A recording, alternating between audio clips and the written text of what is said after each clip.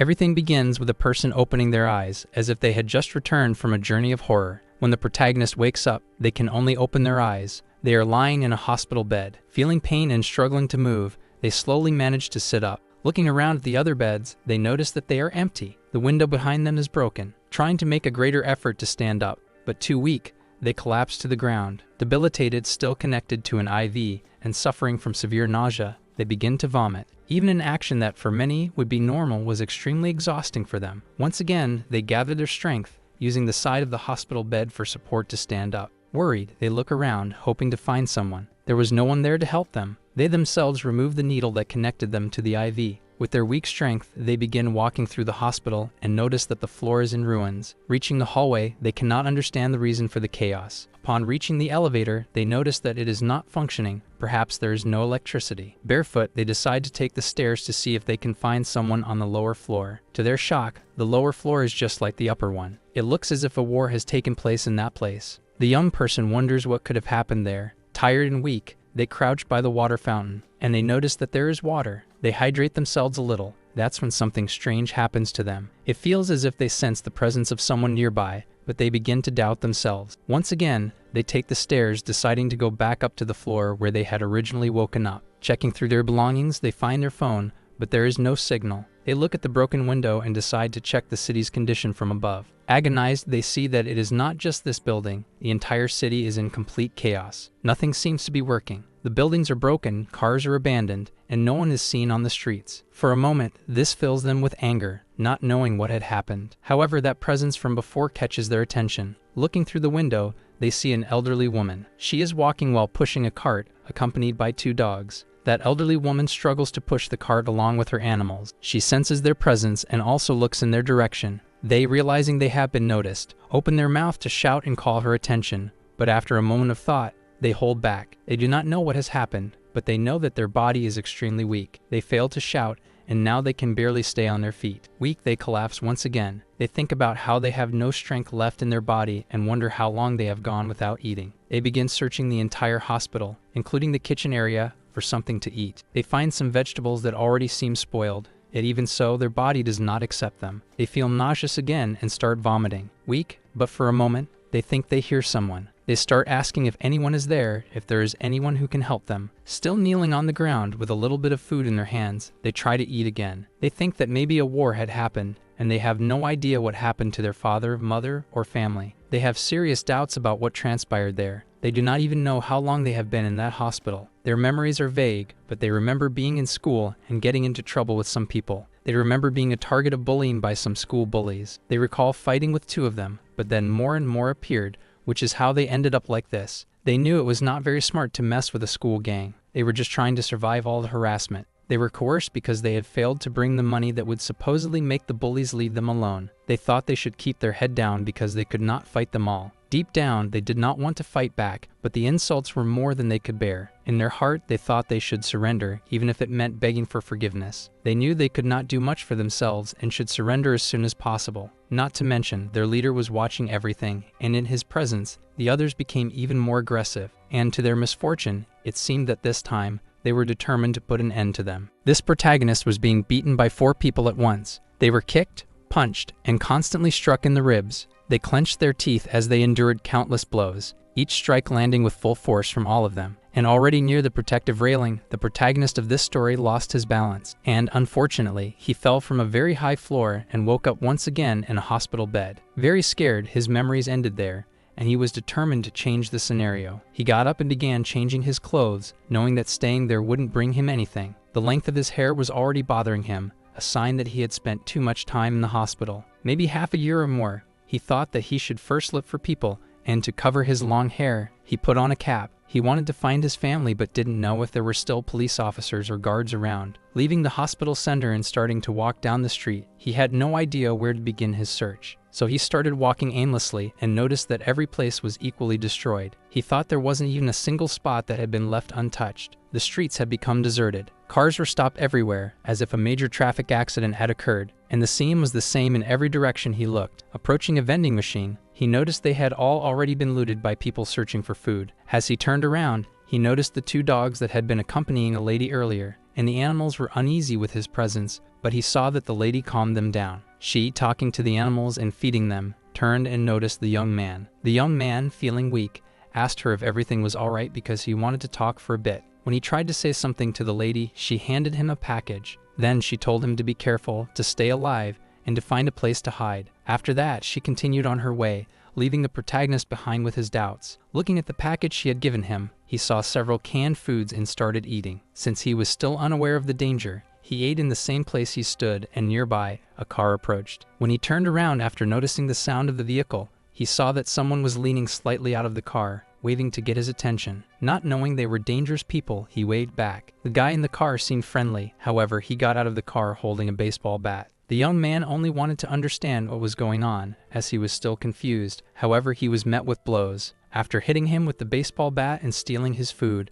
the man even mocked him, saying he didn't think people like him still existed. The lady and her dog saw everything from a distance. As destroyed as the city was, it wasn't completely deserted, and it seemed like it was being monitored from somewhere by unknown people. As if stepping out of a portal wearing futuristic clothes, someone appeared in the room and observed the hospital bed where the young man had been. Someone watching the city thought they needed to find the student records. The protagonist remembered that before, he had been quite confident that he was a smart student. He didn't want to go back to school in any way. The world had turned into chaos, but that might not be so bad. While the lady's animals licked his face, he thought that his face felt warm. Dazed, he asked what had happened, realizing he was in the lady's hideout. She told him she had seen him at the hospital and asked if he knew what was going on. He asked if it was a war. The lady said he could call it that because the world had truly fallen into chaos. She commented that her pups were energetic and took a long time to trust anyone. The young man noted that they weren't very quiet. She explained that before they had been agitated. Now, not anymore. However, the dog Soja seemed to want to play a little with the young man. She wanted him to find a shelter, handed him a few things, and asked him to be careful. The young man wished she would come with him. However, she said her companion was out searching for food, and if he saw the young man there, he wouldn't be happy. Still, the young man, grateful, said he would return to repay her kindness. The lady said he had already repaid her, that humans were like seeds that grow to bear fruit. As he walked away with the bag she had given him once more, he left her behind with a heavy heart. Walking once again alone through the empty streets of a destroyed city,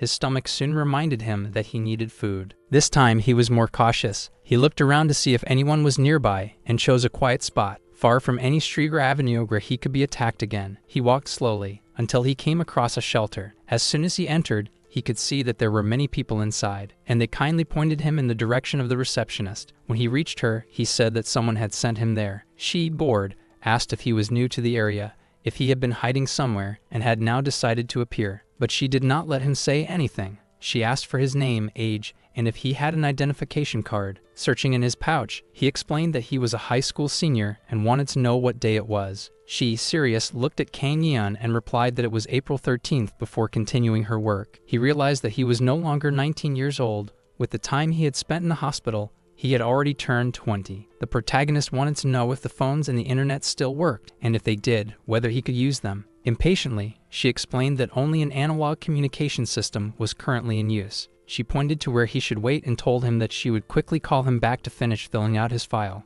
As he moved to the designated area, he saw many people, including some children, as well as babies and the elderly. It seemed that life was slowly returning to normal. After spending the night there in the morning, the national exercise routines, common in that country, began. The receptionist led the exercises, asking everyone to strengthen their muscles for when things returned to normal. After staying in the refugee shelter for a few weeks, the protagonist began to understand the current state of the world. The shelter provided the essentials for survival. It was a relatively safe place, and as far as he knew, society had not completely collapsed yet. Kang Yeon could tell that life was slowly resuming, and everyone there seemed hopeful. Some of the refugees tried to pass the time by playing games to distract themselves. A scientist attempted to explain what had happened in simple terms, asking them to imagine that a piece of candy was the Earth. The small planet was rotating around the sun, minding its business in the galaxy. But suddenly, something struck it. He even simplified it further for better understanding. Then he explained that, as everyone knew, the world had endured 34 hours of continuous earthquakes, something never seen before. The most peculiar thing was that there were no major casualties. It was as if everything had simply been put on hold. In his explanation, it was as if someone had tranquilized the earth, something physically impossible. He thought that, even if some suspected an attack from other countries, it was simply not possible. And he noticed that everything had seemingly returned to the times of the Joseon dynasty, even considering the possibility of aliens. At first, Kang looked as if he believed in the possibility, but then he smiled, thinking it was a joke. The young man then returned to the receptionist and asked if there was a way to find out where his family was. She replied that she had no way of knowing. She only knew the people in the third refugee shelter. She told him that the internet was still not working. Until that form of communication was restored, there was no way to get information. In the middle of their conversation, the old radio seemed to pick up a frequency, and the girl tried to establish communication. Kang Yin was trying to speak with her to learn about his family, but she was busy. And at one point, she became very frustrated with school gangs interfering with efforts to restore normalcy. That was when he recalled the words of the elderly woman who had mentioned that students were causing trouble. She asked the young man to stay there so he would avoid running into the students and remain out of danger. She was referring to the school at the third roundabout. They had turned the highway into their own paradise. Feeling down, he returned to his place,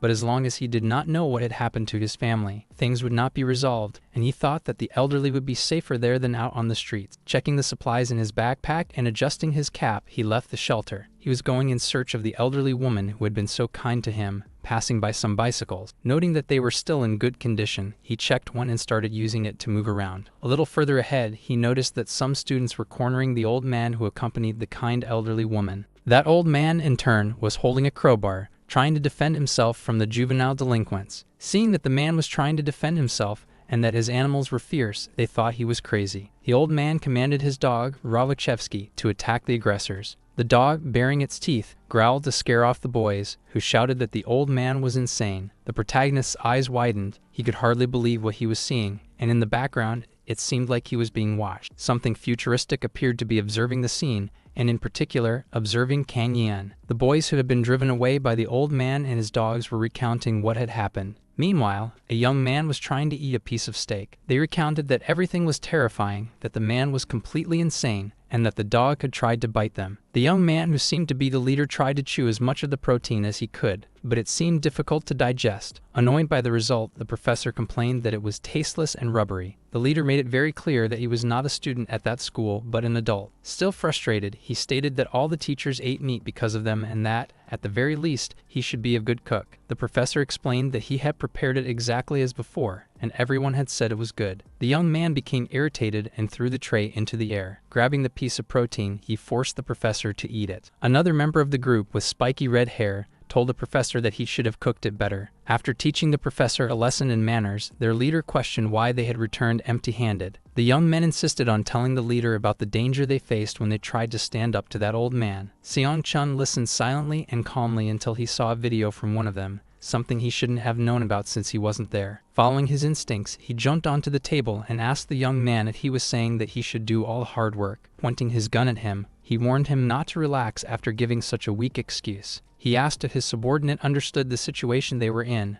The world had turned into a battlefield. After listening, the red-haired young man gave his opinion. He ordered the other to go with him this time. While they argued, the professor, who had been forced to eat the protein, was still trembling with fear. Their leader placed his foot on the table, unconcerned, telling his companion to stop complaining. Moving on to another location, the young man, out of respect, called the elderly lady grandma and was worried about her. He said he had come back after spending some time at the shelter and thought the streets were too dangerous. They should both leave with him. Meanwhile, the protagonist looked to the side and noticed that the old man was upset with the students. Being polite, he called the old man grandpa and asked him to come with him to the shelter. However, the old man became irritated and asked who he was and who had given him permission to interfere. The elderly woman explained that he was the young man who, despite being a student, was a very good person. Quoting Plato, the old man said that reality was created by the mind, and therefore they could change their reality. He told the young man that a person could only live by what they believed in. The young man tried to make him understand. However, the elderly woman was distressed and asked the old man to take the cart to the basement. He knew things wouldn't be easy. He grabbed a crowbar and his two dogs, Soja and Rovashevsky. The kind old woman explained to the young man that her husband had been this way since the first time they tried to leave. Having been constantly harassed and threatened, her husband tried to do everything on his own. The young man noticed something and looked out the window. they realized that the troublemakers from before had returned. The elderly woman was very worried about her husband and asked what they were doing. The young man said he would go outside to help. The troublemakers had returned, but this time they had reinforcements. They were also heavily armed. The old man, tired of being pursued, commanded his dogs to attack through the power of philosophy. But that young man with spiky red hair was the most ruthless of them all. He struck the old man down with a blow from a baseball bat. Immediately, the dogs leaped to attack. Because the students outnumbered them, they managed to overpower the dogs, trapping them. Tasik, the red-haired young man, asked the old man where the stored food was. Lying wouldn't help. He already knew they had looted some markets. It was best to cooperate. The old man could hardly believe what he was hearing, but the protagonist stepped in between them. His intention was good, to defend the old man from those troublemakers. However, the red-haired young man recognized Kang Yan's presence. He was the one who had put him into a coma. Pointing his finger at him, he mocked the protagonist for having ended up in a vegetative coma. Fearful, the young man recalled when Jang Taesik and his gang had chased him at school. He asked the old man to go back inside, saying he would handle the situation. However, his opponent asked if he had already forgotten how things ended the last time he tried to fight back. Kang Yan countered by saying that his opponent always fought with 2 or 3 people by his side. The red-haired young man felt offended, thinking that Kang Yan was underestimating his strength. The old man, inserting himself into the conversation, stood up, grabbed his crowbar, and declared that he would make sure they never came back. At that moment, the young man, now more focused on violence, struck the old man again as if swinging a bat. Young Kang, perhaps seeing the old man collapse,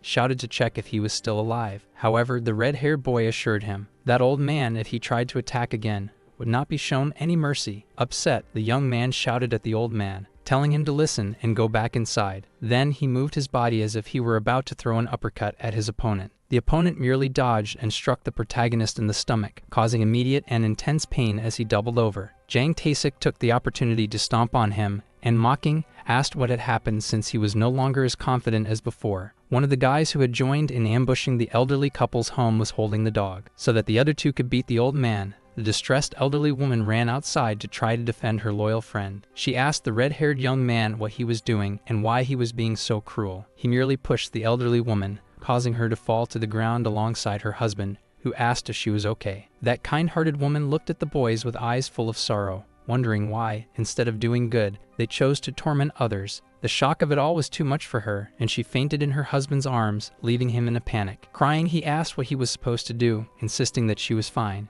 She had to be since she had taken all her medications. Seeing that scene, the protagonist was filled with rage, and a sudden surge of courage took over his body. Even in his anger, he could not fight against the sheer malice of those who only wanted to spread harm. Jang Taesik struck him several times with the baseball bat. He too was overcome by fury, and telling him that if he thought he could defeat him, this was all he would achieve. He spoke those words while repeatedly striking the protagonist's body with the baseball bat. He did it so many times that the young man stopped moving, and even his groans of pain could no longer be heard. Gradually, all that remained was the young man holding the baseball bat, the protagonist lying on the ground alongside the dogs. For a moment, the red-haired boy showed regret, realizing he had gone too far. However, he knew that if he hadn't done it, he would have suffered an even worse punishment. Shouting at his followers, he ordered them to hurry and search the elderly couple's home for food. The young men obeyed Jang Taesik's orders and began rummaging through the house, searching for supplies. One of them glanced at the unconscious young man on the ground, while Jang Taesik looked visibly exhausted by everything.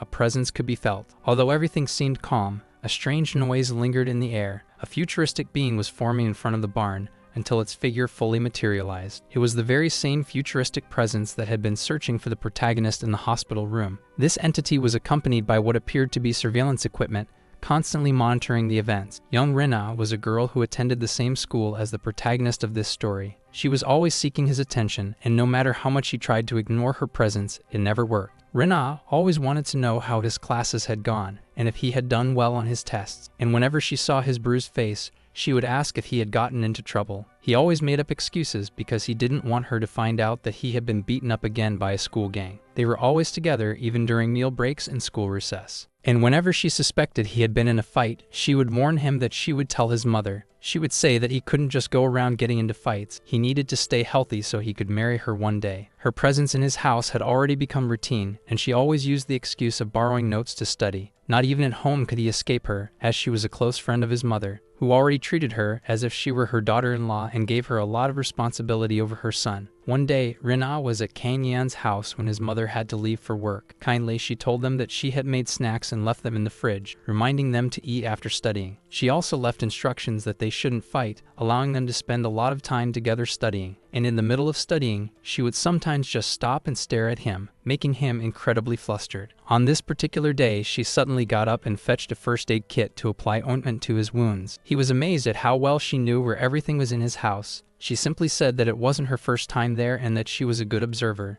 Then she told him to stay still. While applying ointment to his wound, she said she wouldn't tell his mother that he had been fighting. She told him it was better to stay away from fights so he wouldn't get scars before getting married. She said he needed to take care of his body because his body belonged to her. Little by little, those memories faded from his mind, and his eyes regained their life once more. He looked around and saw that they were being tossed aside along with the dogs. While the old man was deeply worried about his wife, she wanted to know about the children and the student. Very saddened, he told her that the dog named Soja hadn't made it, and the other one was struggling to breathe. He said he had left the dog downstairs and asked what they should do to apologize for his stubbornness. Even though she wasn't well, the elderly woman was still worried about the animals and the young man. When she looked to the side, she saw him standing, holding the dog, saying it was still breathing. Attentive, he wanted to know how the elderly couple was doing after she had given him such a scare. After some time, he placed the elderly woman and her dog inside the cart she always pushed around. He was pulling it while the old man tried to help by pushing from the side. The task was not easy, but he felt his whole body trembling and burning,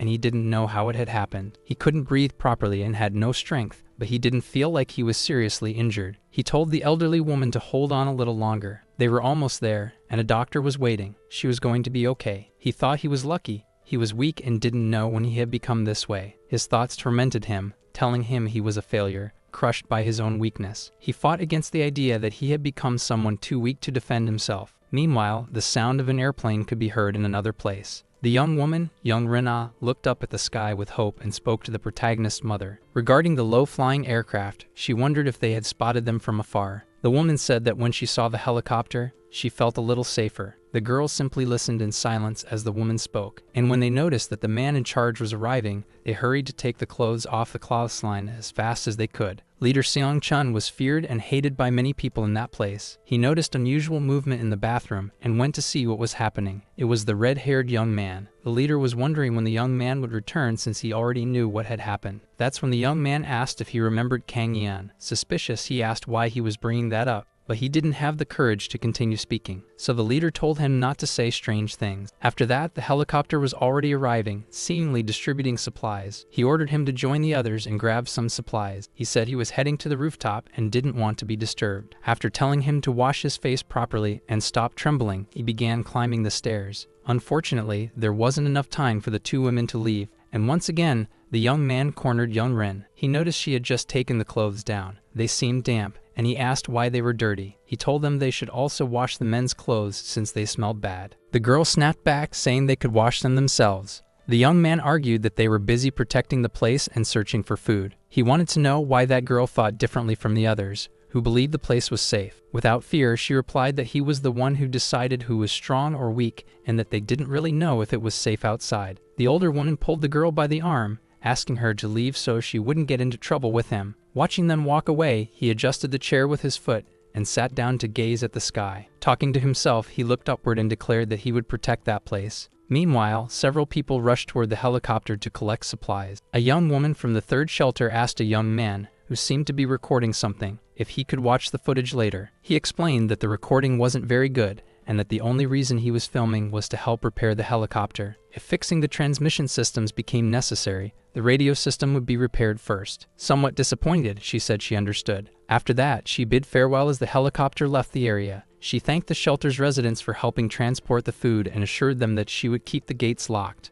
After checking that the warehouse doors were secure, she was exhausted and left on her own. However, something caught his attention. When he looked, he noticed it was the young man who had disappeared and suddenly returned. He watched as Kang Yan threw punches at the trees. It looked like he was training in boxing. However, his entire body was wrapped in bandages from the bruises he had received after getting involved with the school gang. Training there alone, he thought his self-esteem was fake, a weak self-esteem caused by that incident. Now his body had become weaker. After being inactive for so long, he believed he was even weaker than before. Yet he continued exercising. He thought he was going crazy and that he might break himself. He felt like he was nothing at that moment, just as he had been before, deceiving himself into thinking he was strong. But when he realized that was a lie, he became afraid. That was the moment he had submitted to others. He landed a strike on the tree for every memory that embarrassed him. There was the day he fainted, standing on the edge of death. That day, too, he had been powerless. It didn't matter if the world had turned upside down, because he himself had become nothing. Beneath that tree, throwing punch after punch, those were the thoughts running through his mind, all while being observed by the shelter's receptionist, who thought he was losing his mind. My watcher was a young man sitting down, flipping through a book. He looked incredibly bored. That was when Kang approached him, politely asking if he was the head of security for Wang Chang. Since she had asked him to come there, he was now standing before him, and the two of them remained still, watching. The seated man asked Kang if he had gone back to seeing the kind of war that made him look so nauseous. He mentioned that he had seen the young man before, dragging that cart. At least now, he looked better than before. Kang Yan commented that he had come there to help with supplies, but had no idea what he was supposed to do. The seated man said it was just a way to pass the time, just like what he was doing. After speaking with the man, Kang remembered the young woman who had given him good news about his parents. She told him they had been actively searching for him as well, but since the situation had been so terrible in the beginning, they had been forced to relocate to another place. They were safe. He thanked her repeatedly for looking into it. She told him it was nothing, but he kept expressing his gratitude. Then she told him that if he really wanted to thank her, he could do some work now that he had recovered. She mentioned that she had already spoken with the team leader and that he would be waiting for him at the warehouse. Kang asked if she could also look for someone else. Her name was Quan Yunrin, and she was the same age as him. She assured him that once they had the proper radio equipment, she would check for updates from other locations. And now he was also there, bored, sitting on the stairs, watching people pass by. He noticed that everyone seemed to like team leader Huang and cared for him deeply, even calling him brother. He didn't like that at all and demanded that they take the young man with them, as he was part of the team but hadn't been assigned any work yet. The older men asked Kang if he was feeling hurt and what was going on with him. However, he didn't want to go with the men who were bothering him. He decided to stay there, keeping watch alongside the team leader. Visibly exhausted, he asked the leader if he wanted to switch places so he could rest inside. However, the leader refused. He told Kang to go inside and leave him alone. Kang sat back down and continued observing. Then someone appeared and introduced himself as Wang Chang, 39 years old. Beyond that, he was a complete mystery. Startled by the man standing so close to him, Kang realized he had been describing the chief, given that he was still a newcomer. Kang wanted to know why the man spoke so little and seemed to be the only one responsible for guarding the area. The older man explained that the chief had appeared a few months after the global tremor. He never spoke about what had happened in the past and refused to engage in conversations with others. He ate alone and acted like someone who had given up on life. But 1 month after that, about 10 thieves from another district showed up heavily armed, driving a cargo truck. Everyone felt powerless, but the man who had spent a month saying nothing suddenly. In a moment of crisis, he stepped outside, asked what was happening, and took control of the situation. One by one, he put them in their place. It didn't matter that they were armed with bats. Everyone witnessed how he took them down, one after another, while continuing to move forward. And after everything was over, the commander tucked his shirt into his pants and said one thing. He told them they should at least pay for the food, and even after all this time, that hadn't changed. Then he continued telling the boy about the rumors.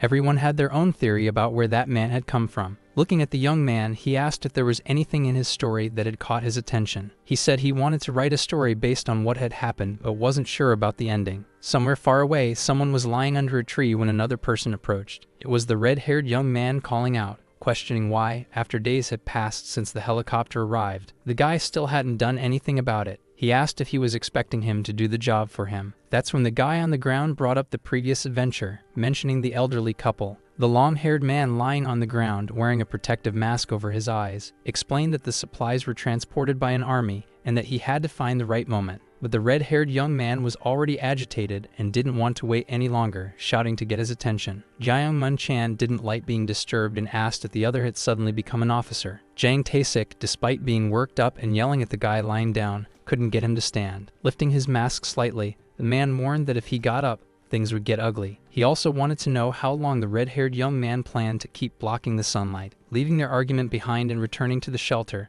the young protagonist wanted to check on everyone. The elderly couple he had brought to the shelter, he affectionately called them Grandpa and Grandma. He wanted to make sure they were okay. He told them he was going out to stand guard and would be back soon. Walking down the hallway, looking back, he saw one of the dogs following him and told it to go back and take care of Grandma. The dog didn't seem to understand why it couldn't come along. but in the end, the young man allowed it to follow him. Sitting on the steps, watching the head guard, he realized that after a few days, his emotions had settled. The turmoil within him had calmed down. The anger at being so weak was finally fading away. He looked at the woman who had taken on a motherly role for him and thought that things were okay. He wasn't sure what he could do. He figured he would live peacefully there for a while and later reunite with his family. He might even see his friend again, young Rim, since she was probably with his parents. Thinking this way, he felt at ease. He was startled when Huang Chang announced he was stepping away for 10 minutes and that the young man would be on watch. He said he understood and would do as he was told. Previously, he had always kept a close eye on everything. He constantly checked the doors and windows. Time passed, and he was not only growing bored but also feeling uneasy. He stopped for a moment to gaze at the sky. The moon seemed to capture his attention. That night, there were many bright stars,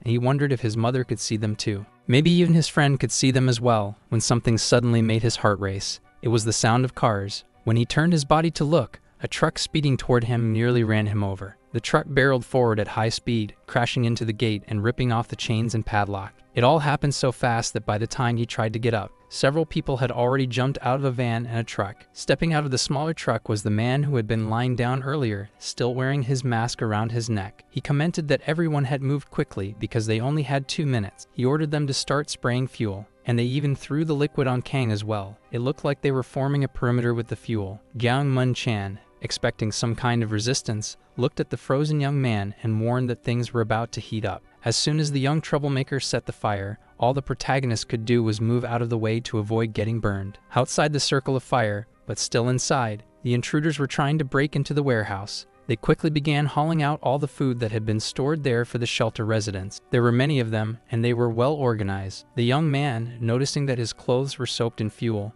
decided to take off his jacket. After doing so, he lunged at one of the men who was carrying supplies. He knocked one of them to the ground, which immediately drew the attention of the others. He seemed desperate to stop at least one of them. However, luck wasn't on his side, and he was struck down by their leader, the long-haired man with the mask around his neck. Jiang Mun looked at the fallen young man and asked if he wanted to be a hero. The young man on the ground begged them to return what they had taken. He wanted them to give everything back because it wasn't theirs, and he was struggling to get back on his feet. The leader of the young men, placing a hand on his head, said he didn't like it when people started acting like that. He told the young man to simply stay on the ground. However, the young man began making movements as if he wanted to fight. Jiang Mun realized that he wouldn't understand, so he decided to teach him a lesson. He struck him severely, being trained in certain martial arts. He quickly threw the young man to the ground. He warned that if he moved even a single muscle, he would eliminate him right there without a second chance. One of the guys informed them that they had finished everything, and the leader gave the order to leave. And just as he was preparing to leave, he felt something pulling on his leg. Looking down, he saw who it was. It was that same loser, begging them not to take the supplies and to return them. However, he told him that it was already over. Jiang Mun commented that the young man was persistent, but it was the perfect timing.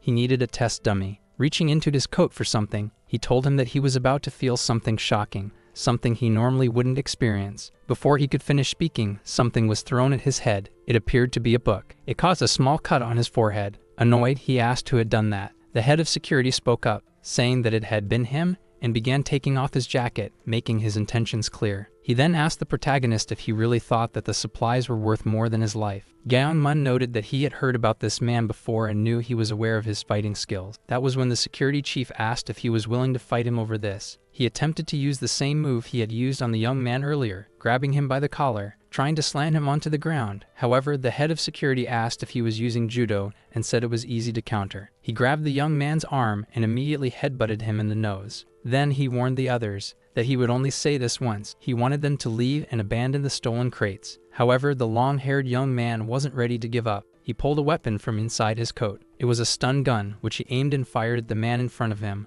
calling him an old geezer. As the man collapsed to the ground, he began kicking his body, asking what he should break first. However, that young man soon noticed a noise and commotion. Several people from inside the shelter started appearing. He quickly got into the small truck, ready to leave. The two vehicles drove off with all the stolen supplies, leaving the shelter empty. Several people gathered around the two fallen men, and a nurse was providing first aid to Kang Yan, who regretted not being able to defend the food, though none of them blamed him for it. The security chief, Huang Chang, reassured him, saying he had managed to buy as much time as possible. Meanwhile, in another location, the red-haired young man was grabbing a few cups when he noticed the others arriving. He asked if that was all they had managed to get. It was just utensils and decorations. The red-haired young man even joked with another one, saying that despite everything, he had still managed to get his face injured. Then he went to speak with the leader about what had happened. However, one of them asked him to wait a minute. Approaching him, he whispered that he had seen the guy he had beaten before, and that it seemed he hadn't finished him off. The guy, shaking, swore that on that day he had ended his life with that crowbar. Back at the shelter, someone was explaining to Kang that, since they had been robbed before, this time they had filled the warehouse with fake supplies and stored the real food somewhere else. The shelter receptionist asked Chief Wang if he was okay and said no one had expected them to have a taser. They commented that the young men must have found it in a police station. The girl, satisfied, announced that the emergency news channel was finally back online. They asked if there was an announcement. She said it would be in 5 minutes,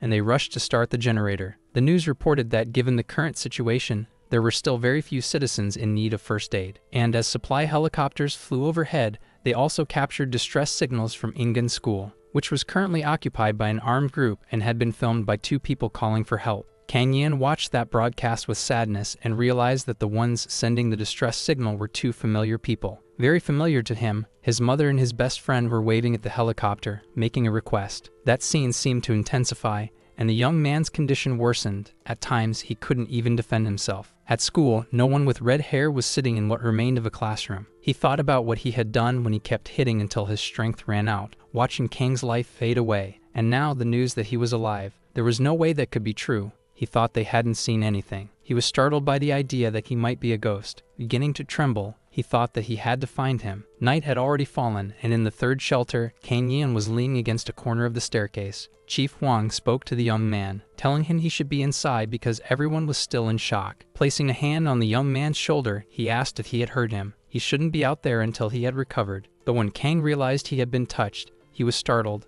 turned to the side, and fell down the steps. Wang asked him what was going on, but the young man was deeply lost in thought about what he had seen. It was definitely young Rim on the rooftop of the school. He was certain it was her. Turning his back on the man, he simply took off running. Wang just watched as he left. Not understanding what had just happened with the young man, he grumbled and went back inside. Meanwhile, the young man pedaled his bicycle quickly, convinced that something had happened at the school. The news had said the school had been taken over by someone. She was a prisoner there, but he didn't know why. He wanted to find the other students and teachers. Upon reaching the area, he abandoned his bicycle. Looking ahead at the remains of Ingan High, he could hear some noises. Checking what it was, he noticed someone standing guard near the wall, yawning out of boredom. Observing the surroundings, he couldn't believe the school had ended up like this. It looked like a hideout for thieves. He noticed there were guards at both entrances. He had no idea how he would get in. Feeling disheartened at the thought of not being able to save young Rim, he was suddenly pulled by his clothes. The person grabbing him pushed him against the wall and even shined a flashlight in his eyes to check his identity. Jang Taesik asked how he was still alive. He needed to confirm it for himself. Then he demanded to know why Kang was there and if he had lost his mind, releasing him afterward. Shining the flashlight at his face again, he realized that, for some reason, Kang was in good shape. Looking at him, Jang said he was sure that this time, he would end things for good. He kept insisting on knowing why Kang was there. The young man, pressed against the wall with the light in his face,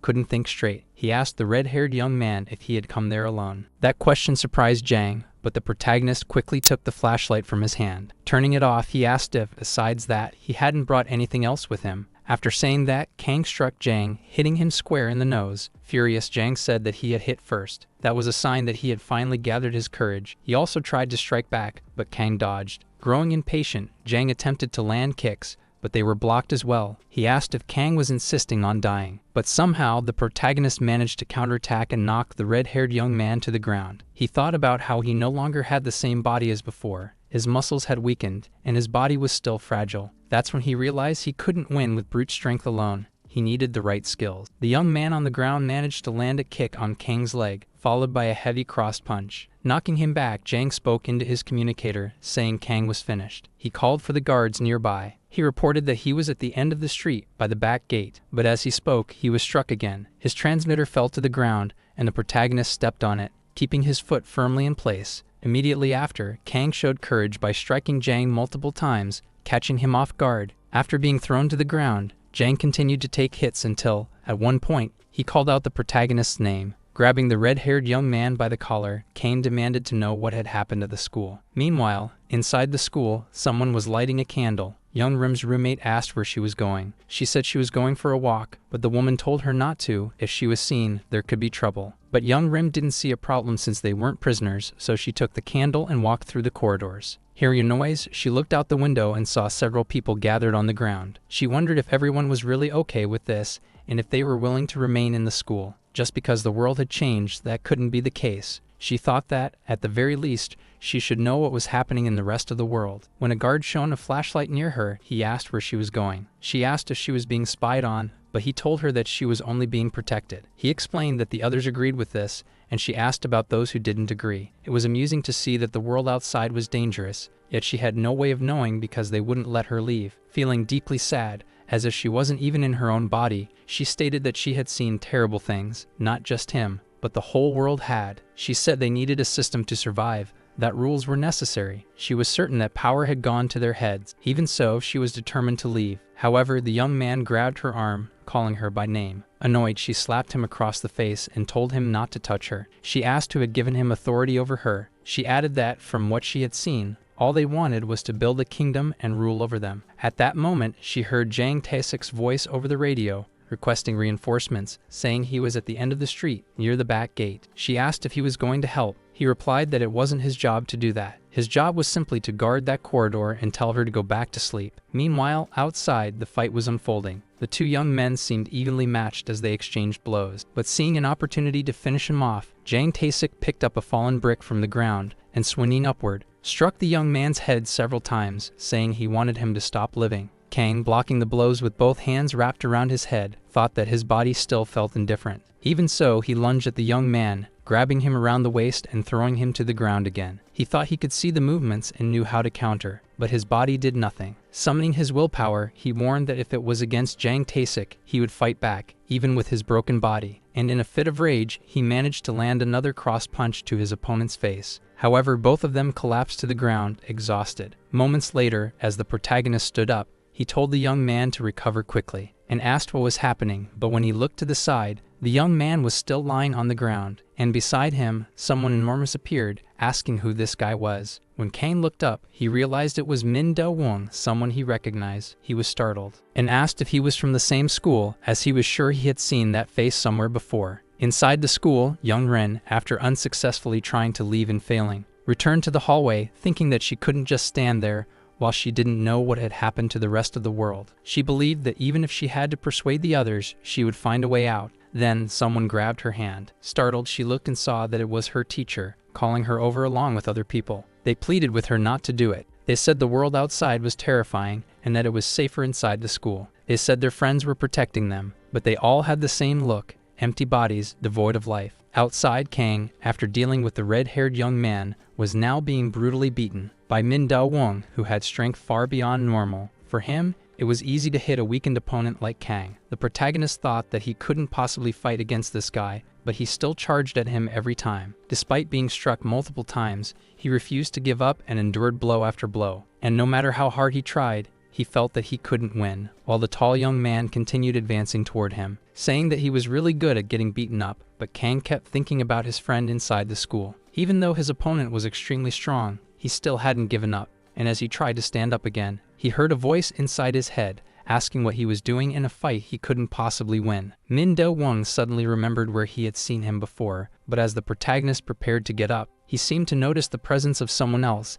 and thought to himself that this was the end. Looking up, he realized that Min Do-woong had also heard the sound. Seeing his opponent distracted, Kang seized the chance to run. When Min Do-woong noticed, he shouted for him to come back, but it was too late. Kang had already gained some distance. As he ran, he kept thinking about what was happening, convinced that he had truly lost his mind. Trying to push the thought aside for a second, he grabbed a bicycle from the marketplace to make his escape. Pedaling as fast as he could, he knew he couldn't do anything about the situation for now, but he would return once he was ready. But as he pedaled, something happened, and when he looked back, he couldn't avoid what was in front of him. He ended up falling off the bicycle. Still on the ground, trying to get up, he was sweating and coughing heavily. Looking ahead, something in the distance seemed too unbelievable. Even though he was staring at it, he couldn't comprehend what it was. It looked like a futuristic being, floating and seemingly armed. He also couldn't see its face, as it wore some kind of helmet. The being also appeared to have a tail, something beyond anything the protagonist could have imagined. As hard as it was to believe, something surreal stood right in front of him,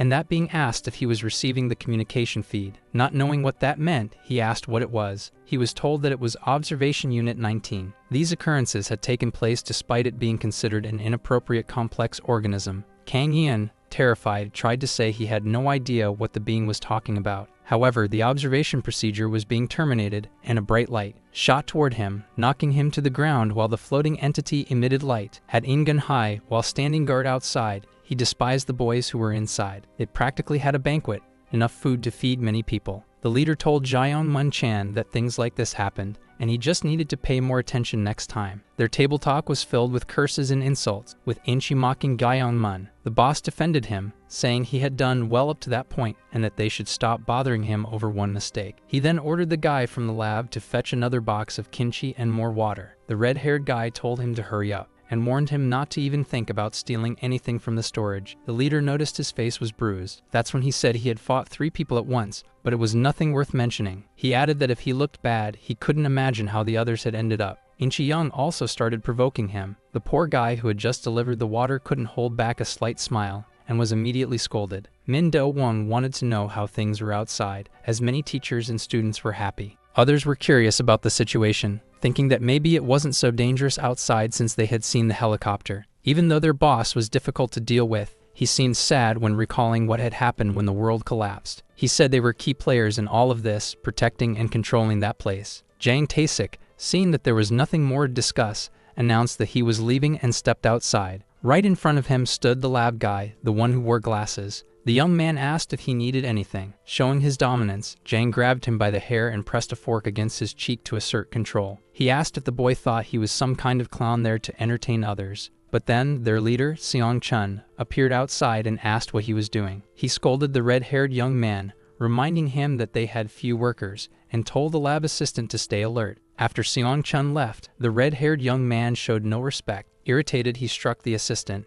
making sure he stayed in line. He made it clear that an executive of this operation could not be treated as a joke. Once again, he kicked the young man and asked if Jang Tae-sik seemed funny now. A short time later, the young assistant was on his knees before the red-haired man, pleading for forgiveness. Meanwhile, the situation at the third shelter was different. Things seemed calm and organized. People remained communicative despite everything. They seemed hopeful and supportive of one another. They told Chief Huang that they had always taken good care of the person who had been outside protecting them. And as soon as he took his post, the dog approached him, seemingly trying to get his attention. As if wanting Huang to follow him, the man found that morning to be very unusual. When he arrived at the spot where the dog had stopped, he thought something must be wrong and looked around. Then, when he looked into a corner, he noticed the young man, and the dog stared at him as if asking for help. Huang Chang carried him to what appeared to be an infirmary, and when he woke up, the protagonist fell to the floor. The man commented that even while waking up, he managed to cause a mess. It was a habit of his to look like a lifeless body. The young man already understood what was happening and was certain he had found something while escaping. Bringing his hands to his face, he wondered if everything had been just a dream. Trembling, he apologized and explained that he had tripped. Wang Chang said that since he was already awake, he might as well get up,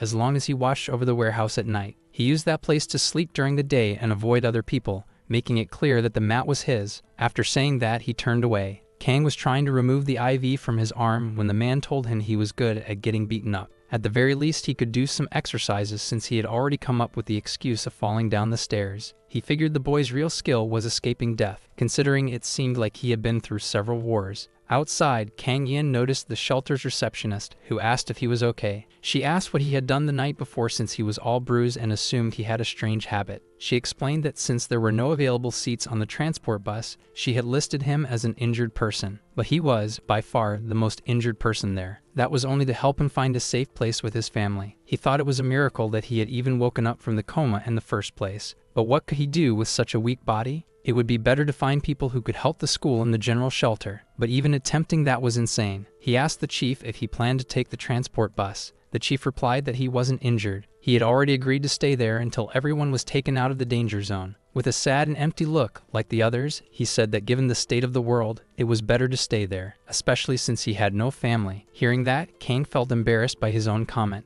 Even when he lay down, he couldn't sleep. He kept thinking about young Ren, trapped in the school with dangerous people. He knew the school gang had likely taken control, and their leader was Tang Sung Chun. When morning came, he started running, feeling like he was losing his mind. There was a rage inside him, making his blood boil with every step. Even after running for a long time, it didn't subside. Sitting down to eat, he kept thinking about how much he wanted revenge. He was deeply troubled. There were so many emotions swirling inside him that he couldn't even name them. He exercised to the point of losing control. He tried to suppress the impulse within him. He thought there was nothing he could do for now. Wang Chang occasionally passed by and observed the young man, who was once again punching a tree. When it was time to leave, a crowd was waiting outside to be transported. The shelter representative spoke through a megaphone, announcing that the bus would arrive soon and asking the group leaders to gather. Kang Yin rushed over to the chief of security, who was surprised that he hadn't left yet. The young man wanted to thank him for all the care he had shown and for looking after the dog as well. He knelt down and spoke to the dog, telling him that he couldn't go now,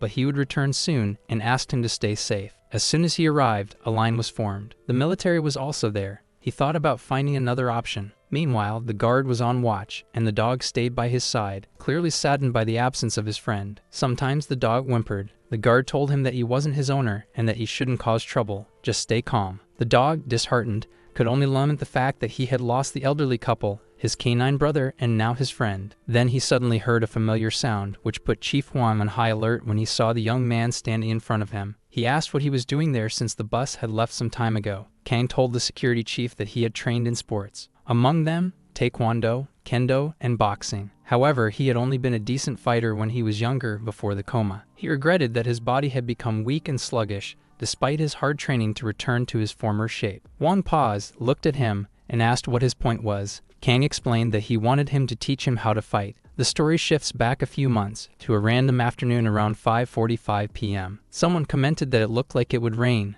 but instead it was just cloudy. The world seemed peaceful. People were enjoying themselves, walking their dogs, and chatting with friends. Everything felt normal. A young man delivering a package still had the parcel in his hands. In the background, a fight broke out at a small bar. Life was simply moving forward. Those people were just fighting. The city was intact, and the sky was still blue. Teachers were respected and could work in peace. At the end of the day, someone was locking up the laboratory. They walked calmly down the hallway until something caught their eye. A small spider web in the corner. The dirt was irritating. Even so, they looked around, and he noticed a mess in the classroom. They were at the computers, looking at memories from past years. The student Young Ren was helping the teacher, as she had just gone out to get food for him. That teacher was worried because her grades had dropped significantly ever since her friend had gotten hurt. But she said she still had hope that he would wake up soon. He told her that if anything was bothering her, she could talk to him. With a smile, he told her she could consider him a father, and if she had any questions, she could ask him. After some time, the teacher who had gone outside to get food for them returned. He was satisfied because he had brought pizza for everyone, and laughing, he told the other teacher he should eat a slice. Then he remembered that he hadn't brought anything to drink and said he would go back out to buy something. Professor Park found it strange that someone so forgetful was a teacher like him.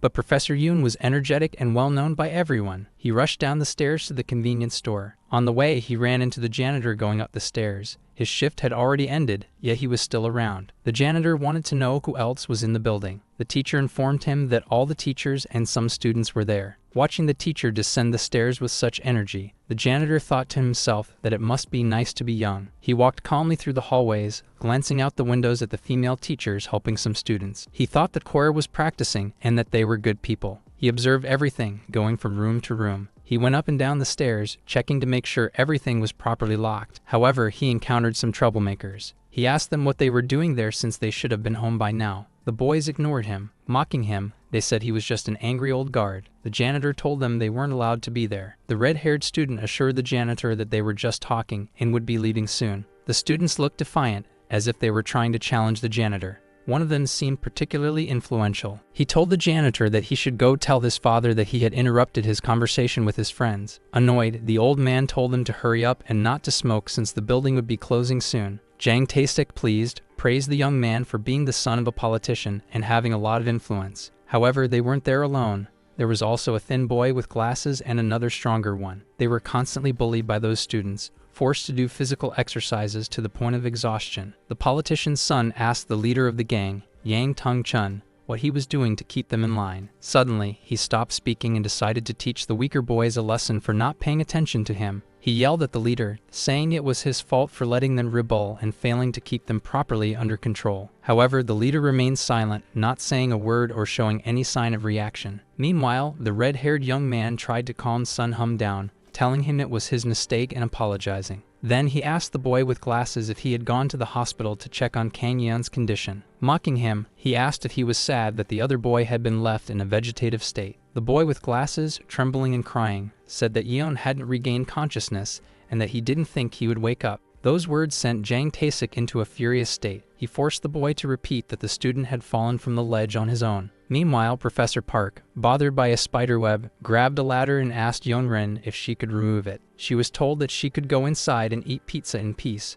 but first she wanted to change clothes, since she was wearing a skirt. But the teacher said there was no need and that she was wasting time. The teacher reminded her of what he had said earlier, that she should see him as a father. He quickly climbed the ladder and removed the web. Placing a hand on her arm, he told her everything was fine and that she could trust him. But when Professor Yoon arrived and saw the scene, he became furious at Professor Park. Shocked, Park asked the girl to tell the professor that he hadn't done anything inappropriate to either of them. Professor Yoon, usually a calm man, lost his temper. He removed Park's hand from the girl and warned him that if he touched her again, he wouldn't hesitate to break his hand. However, Professor Park claimed he was innocent and that Yoon had misunderstood. And suddenly, everything started shaking. They felt the first tremors of an earthquake beginning. The boys in the basement, who were gathered in a group, also felt the shaking and realized it was an earthquake. People in the park felt the intense tremors and knew something was wrong, but the situation only worsened. The people fighting in the bar and the police trying to break it up also felt the strong tremors. Suddenly, the tremors intensified, turning into high-magnitude earthquakes. Everyone watched as the city began to collapse, and by 6-8 p.m., people were already terrified of what might happen. Various unidentified systems, seemingly not from that time, appeared highly futuristic. They hovered over large parts of the country, and the earthquakes continued, leaving people in absolute terror. Those flying artifacts, which closely resembled alien ships, began bombarding everything. Nothing seemed destined to remain intact. Everyone who witnessed it was struck with overwhelming fear. The students at Ingden School felt like the world was falling apart, and the students in the basement even spotted a strange object. The leader of the place and one of his subordinates were descending a staircase, and as they did, he asked Professor Cho Kyun how the night shift had been and if he was tired. The professor replied that he was only doing what was instructed. Satisfied, the two continued down the stairs, telling him to keep up the good work. The professor, his head down, thought about how this was the gang that controlled the school. He believed that if it weren't for that incident, no one would have dared to challenge their group. He recalled that it had just been another ordinary day, and that he had been training to prevent an outburst of rage. In the locker room, he remembered his student as he looked at his uniform, and at the back of the locker, a photo of the three of them. He thought that if Kang Yeon truly wanted to recover, he shouldn't waste any more time and should visit him soon. As he was leaving through the back door, a group of troublemakers called out his name. When he turned around, they asked if he was going home and made a few jokes that he found pathetic. He couldn't believe his student had lost to those people. There was a good chance they were responsible. That was what he was thinking when everything suddenly began to shake. He felt violent tremors, as if the sky itself was collapsing. Then he noticed something unusual being launched toward the school, but he couldn't explain what it was. His eyes went blank the moment he caught sight of the unidentified object. Looking to the side, he saw that the janitor was also struggling to stay steady due to the tremors. The professor ran over to the older man and asked if he was okay. The janitor was still disoriented. He told him they needed to leave, but the janitor refused, insisting that there were still students inside the building. The professor said nothing. He simply left the man there and ran off to find the students. At the troublemakers' gathering spot, a strange object appeared, and from it emerged something unfamiliar. It looked like a robot, but it was eerily intelligent and sinister. The sight of it left everyone in shock. They immediately decided to run. Those strange beings made noises as if trying to communicate with them. Meanwhile, the professor rushed toward the students, trying to protect them. He urged them to leave immediately, because it was too dangerous to stay. At the same time, Professor Yoon instructed his student, Young-rin, to hide under a table. Professor Park commented that these couldn't just be earthquakes. Earthquakes didn't shake and vibrate the ground like this. The three of them were determined to get out of there and started running, searching for an exit. The frightened professor reached the others and asked if they were okay. He was especially worried about Professor Kang. Meanwhile, the delinquent students, all armed with whatever they could find, rushed out in a panic. However, they soon realized they couldn't leave through the front doors because the ceiling had collapsed. That was when they had the idea to try the back entrance. They asked what they would do if the back door was also blocked. As the delinquent students, teachers, and other students met, they were informed about the front doors being inaccessible. Then the professor mentioned that the back door was clear since he had just passed through it to leave. Determined to get out at any cost, the students suddenly found themselves face to face with something monstrous. Yang Sung-chun's eyes widened when he saw the creature. However, he couldn't afford to show fear, nor could he appear weak in front of the others. Professor Yoon urged them to move forward but hadn't yet seen the enigmatic creature standing in front of them. When everyone finally laid eyes on it, they froze in terror. The red-haired troublemaker ordered the creature to get out of their way. Even though they were all visibly afraid, they resolved to confront it and continued demanding that it step aside. The being in front of them made a threatening gesture with its hand as if preparing to strike. And after that dramatic movement, what looked like a man from the future transformed his fists. And with that weapon, he began firing at everyone. It was like a sonic weapon. Many of them were thrown back, while others were left disoriented by the creature standing before them. It decided to open its helmet, revealing its face. It was a demonic figure with enormous teeth and glowing red eyes. It told them that the native organisms were weak, and they noticed that the monster was speaking, yet its lips did not move. It stated that they were risk factors and had already been assessed, and until their removal, they would follow its instructions. The monster also mentioned that despite their weakness, it acknowledged that they possessed a certain level of intelligence. As the monster threatened everyone there, Yang Sung-chun did not hesitate to protect what was his. Armed with a shovel, he drove it into the neck of the strange being, as it was the only vulnerable spot. He had realized this after seeing the creature remove its helmet to instill fear in people. As a leader, he shouted for all his subordinates to attack the monster at once. The order was clear, no mercy, as the monster was only talking to stall and hurt them. Even so, the monster managed to fire a laser into Yang Sung-chun's stomach, but it wasn't enough. It wasn't enough to defeat him, much less to break his determination to destroy the monster. With uncontrollable rage, the student continued to strike the creature, which had already fallen. The other students and teachers could only stand together and watch in fear, too terrified to act, while normal people, such as the teachers and some students, were left shaken. That group of troublemaking students, from that moment on, became the ones in control of the place. At the shelter, the protagonist wanted Chief Huang Chang to teach him how to fight. However, he wondered if this was just so he could go back to school and pick a fight with the guys who had stolen from them. Huang responded that yes, he was going to the school, but not for no reason. The man said the reason was revenge, but he also didn't care about anything he said and had no intention of teaching him. He made it clear that he hated doing inconvenient things, especially getting involved with other people, and now he was being asked to do both. He concluded that the young man wouldn't give up, no matter how many times he refused, and he didn't want to be bothered. For that reason, after thinking it over, he decided to give him 10 minutes of his time, but only if he could knock him down. He warned that he wouldn't go too hard on him, but if he failed after 10 minutes, he should get on the next bus and leave. Kang thought about his words, clenching his fists and getting into a fighting stance. He said he would give it his best shot. With only 10 minutes, he immediately started trying to mimic the moves in front of him without overanalyzing them. The man who was supposed to train him simply dodged, noticing how slow he was, and then countered with a kick. As the young man bent over in pain from the blow to his abdomen, the man followed up with a kick to his face. Looking down at the young man on the ground, Wang Chang told him he was slow, like a slug. He asked why he was so concerned about the state of the world, as if he were the only one with problems. He had heard that Kang was searching for his family, so he should go peacefully and see for himself. At that moment, as he closed his eyes, it was as if the story of his life was unfolding before him. His mother and uncle had arrived desperately at the place where he was hospitalized in a coma, but they were stopped at the entrance. The police refused to let them in, even as his mother pleaded that her son was inside. Desperate, she demanded to know what had happened to Yan and insisted on seeing him. The protagonist's uncle, calling his sister-in-law by name, listened as the guards stated that it was a crisis, that they were authorized to use force for their own safety, and he fell silent for a moment. Then he suddenly ran forward, telling his sister-in-law to wait. He would find his nephew first. Even as firefighters and police officers tried to stop him from entering the building, he didn't hesitate and kept running. The building was unstable, and tremors shook it constantly, but despite the warnings, he kept going. He ran as fast as he could, but unfortunately, a piece of the ceiling collapsed on his head, knocking him unconscious instantly. When they managed to retrieve him, he had a head injury but still struggled to move forward to find his nephew. More unknown artillery was being fired at various buildings, and Ingen High had been hit. The two boys who had been bullied and used as errand boys were hiding, and when they saw an object crash nearby, they ran away as fast as they could, terrified. The taller boy with blonde hair called out for Homyoung to wait for him, and the two of them rushed up the stairs. Suddenly, the smaller boy with glasses stopped behind the blonde-haired one and asked why he had stopped. Then he was standing in front of that group of rowdy students and the decapitated monster on the ground. Also on the ground, next to the monster,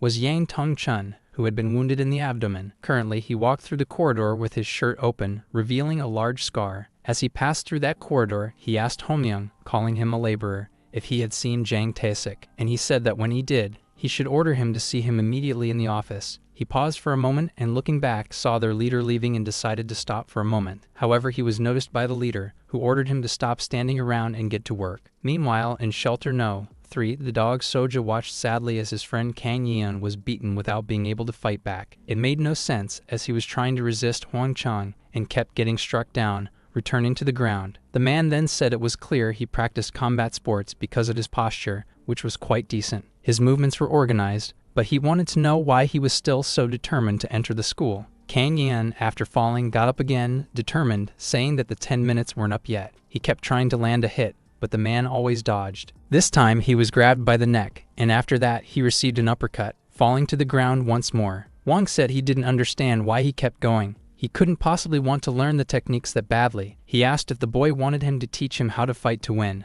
but he was treating it like a game. Kang got up again and charged at Boss Wang, but Wang simply commented that the boy was too weak. He exposed his body, which had many blind spots. Saying this, he landed another kick to his abdomen. Holding him in a headlock, he pointed out that he wasn't strong enough and wasn't fast either. He said there was no need to get too close to strike and asked what he would do if the opposite were true. Once again, the boy hit the ground. The man said he should combine his size with the rules of sports. However, in real fights, it was very different. Opponents would be faster, stronger, and use tricks. Most of the time, dirty moves and deceitful tactics. How did he expect to win by continuing like this? Still on the ground, Kang Yeon said that was exactly why he needed him to be his master. Determined to end the lesson, the man said there was no reason to teach a brat who treated fighting like a sport. Turning his back on him, he said he hoped he would stop being a nuisance from then on. Once more, the protagonist got up from the ground, shouting that it wasn't over, and tried to hit him. Before he could land a strike, Wang Chang told him he shouldn't go around shouting before attacking someone from behind. Teaching the boy some manners, who was now on the ground again, he said it was easy to read his movements. He told him that his movements should be as if he truly intended to finish someone. The dog Soja's ears drooped. Looking down and already out of patience, Wang Chang told Kang that he had failed. Lying on the ground, Kang himself wondered how he could say that, how he expected him to fight. That was why he wanted to learn from him. But then he remembered the dirty way he fought against the red-haired guy. That time, he hadn't been beaten as badly. Gritting his teeth, determined to earn his attention and be trained, he said he wasn't done yet. The man slightly turned and said he knew this was going to happen. However, he couldn't finish his sentence. He was interrupted by a headbutt that stunned him and brought him to his knees. After that, the boy grabbed a jar. Using a plant that was nearby, he did as Wang had explained before. Even though his eyes were filled with pity, he knew that if he wanted to be trained and re-enter the school to find his friend, he had to do what Wang wanted. That was when he let rage consume his heart and did what had to be done. After that, he stood still, looking at the man on the ground. Wang was in disbelief at what he had just witnessed. He told the boy that he had passed. This excited the dog Soja, who had been watching, making his ears perk up. In the past, Kang Yeon thought he needed to study and was beginning to think more objectively, because when he was an athlete with decent skill, he had never been the best. He tried many different things, but was always just a decent participant. He wasn't sure whether he should continue or not. Inside the bus, he thought that things could be different. He would soon become an adult. Then a message arrived on his phone. Young Rin was worried and wanted to quit the training. Later, when he was already in school, he heard one or two insults from Jang Tae-sik. He heard people saying that the new kid had tried to fight the senior, but he didn't pay attention to that matter. In the bathroom, he found the whole situation regrettable, and when he heard a noise, he went to check. It was Hyun Yang sitting on the floor and dirty. That was how he always ended up when the games were over. Kang looked at the boy and asked if he was okay. He just ran away. At that moment, the protagonist thought he had no right to interfere and just wanted to ignore it. A new teacher had arrived, Yoon Ji-hoo, assigned as a guide but also teaching English. He asked everyone to get along and to strive to be kind to each other. Kang, looking around, noticed who his classmates would be. Jang Tae-sik and also the boy he always bullied. Even so, he thought he should just get along with the rest of the class and ignore that situation. He believed that was all he had to do. Every time he passed through the hallways, there were Jang Tae-sik and the other two, and he always walked past without paying attention to what was happening to the boys who were being targeted. When class ended, he did what he always did, went to his notebook to write down the lesson. And even after class ended, seeing that those two still hadn't done anything, the red-haired boy was still there. In truth, he thought they were all pathetic, including the ones being bullied for not fighting back. Good morning. When he returned home, his uncle was there and brought some pastries for them to eat together. His uncle talked about the renovation at the gym and said he wouldn't be able to go there for a few days. The boy said he was thinking of taking a break anyway since it was exam season. The conversation was pleasant, and his uncle said the boy reminded him of his father. It all started when he wanted to know if his uncle used to work out when he was younger. He soon realized that the boy actually wanted to know what he was like back then. Kang was more specific and asked if he used to pick on weaker people. His uncle clearly disapproved of that kind of behavior. He said he worked out to get stronger, not to beat up the weak. When his aunt wanted to know what her husband was like in the past, his uncle replied that he was calm and studious. Then his uncle explained that real men didn't show off their strength or hit weaker people. He asked if there were people like that at his school. The boy said there were many like that. He said that the bullies were annoying, but the beaten-up boys also seemed pathetic. His uncle wanted to know if they had been in the same class since the first year and what their names were. His nephew thought for a moment, then remembered their names. The skinny one with glasses was Kim Hyung, and the other one was Jo Go Hyun. His uncle continued asking if he had seen his classmates every day for almost 2 years. When he learned that his nephew had done nothing, he said he was no longer welcome at the gym. Not only that, but he also wanted him to stop working out. He hated the fact that his own nephew was like that. Maybe he didn't hit the weak, but he also didn't defend them and just stood by. Kang, not knowing what to say, remained silent, as his uncle's words made him reflect. The next day, on his way to school on the bus, he thought about what his uncle had said. He heard the next stop being announced and noticed an elderly woman getting on. He promptly offered her his seat. But Hyung, who was closer to her, offered his seat instead. She thanked him and said he was a good boy. Kang noticed that despite everything, he was cheerful,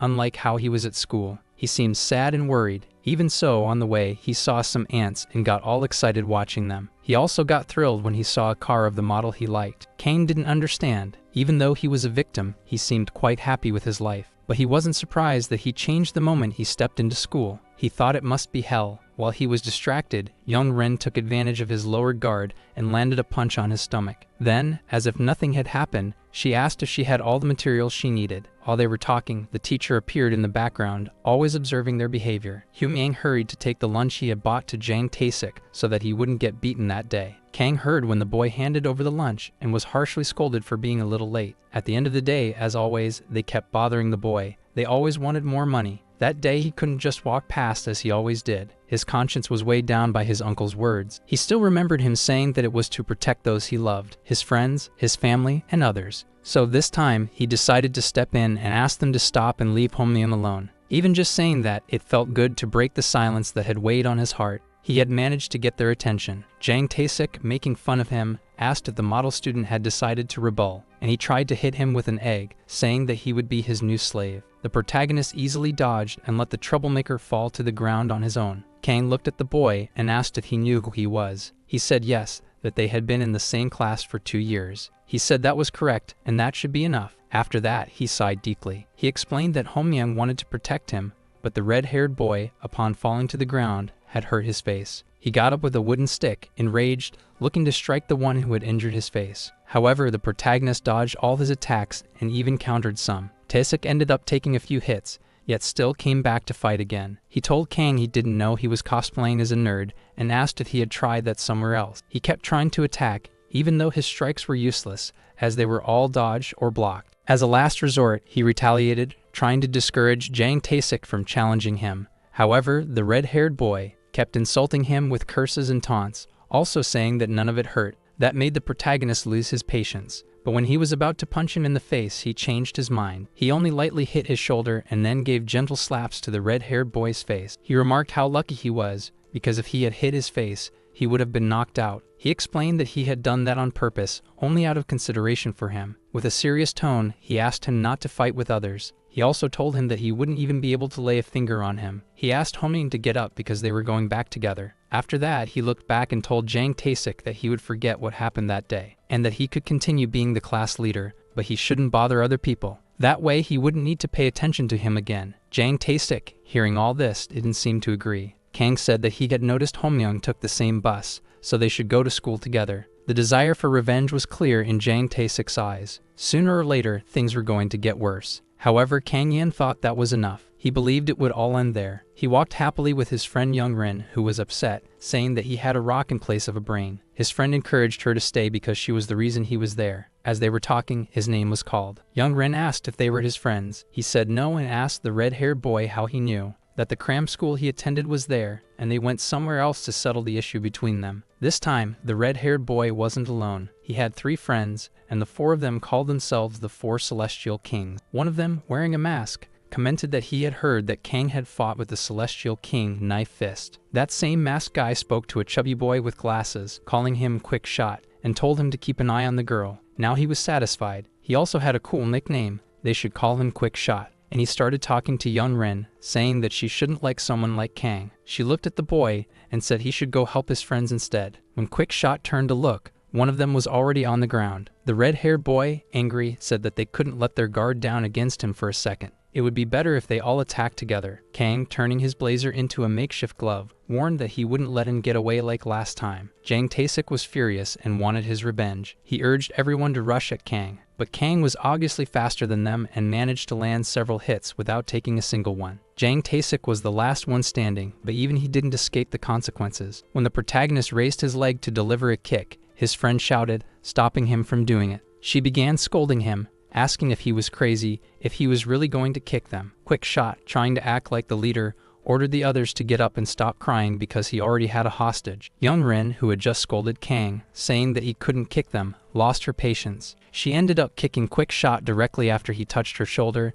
and the boy, full of regret, collapsed on the ground. And finally, they were all defeated, and the two of them left. Kang still questioned why only she was allowed to kick. She wanted to know what kind of things he had been doing at school to get into conflicts like that. After that incident, there were a few more like it, but they were the protagonist's fault. Even though he didn't want any problems that could spiral out of control, he believed he should have let the guy land a few hits and then give up. As he was thinking this, someone placed a hand on his shoulder and said they needed to talk. Then Kang Moon-chan appeared, but he didn't know who he was either. However, he told Kang they needed to talk and asked him to come with them and stay quiet. When they reached the rooftop, he realized what it was about. It was the red-haired guy again. This time, there were more people with him besides the two who had been following Kang. And from that day on, a hellish year would begin, but memories from another time were interrupted. When Wang, talking to him, started splashing some water on him, he said Kang hadn't even trained hard enough to be tired and told him to get up. Kang was pushing a car tire back and forth while the boss was counting. He had to lift the tire multiple times to block any blows aimed at his face.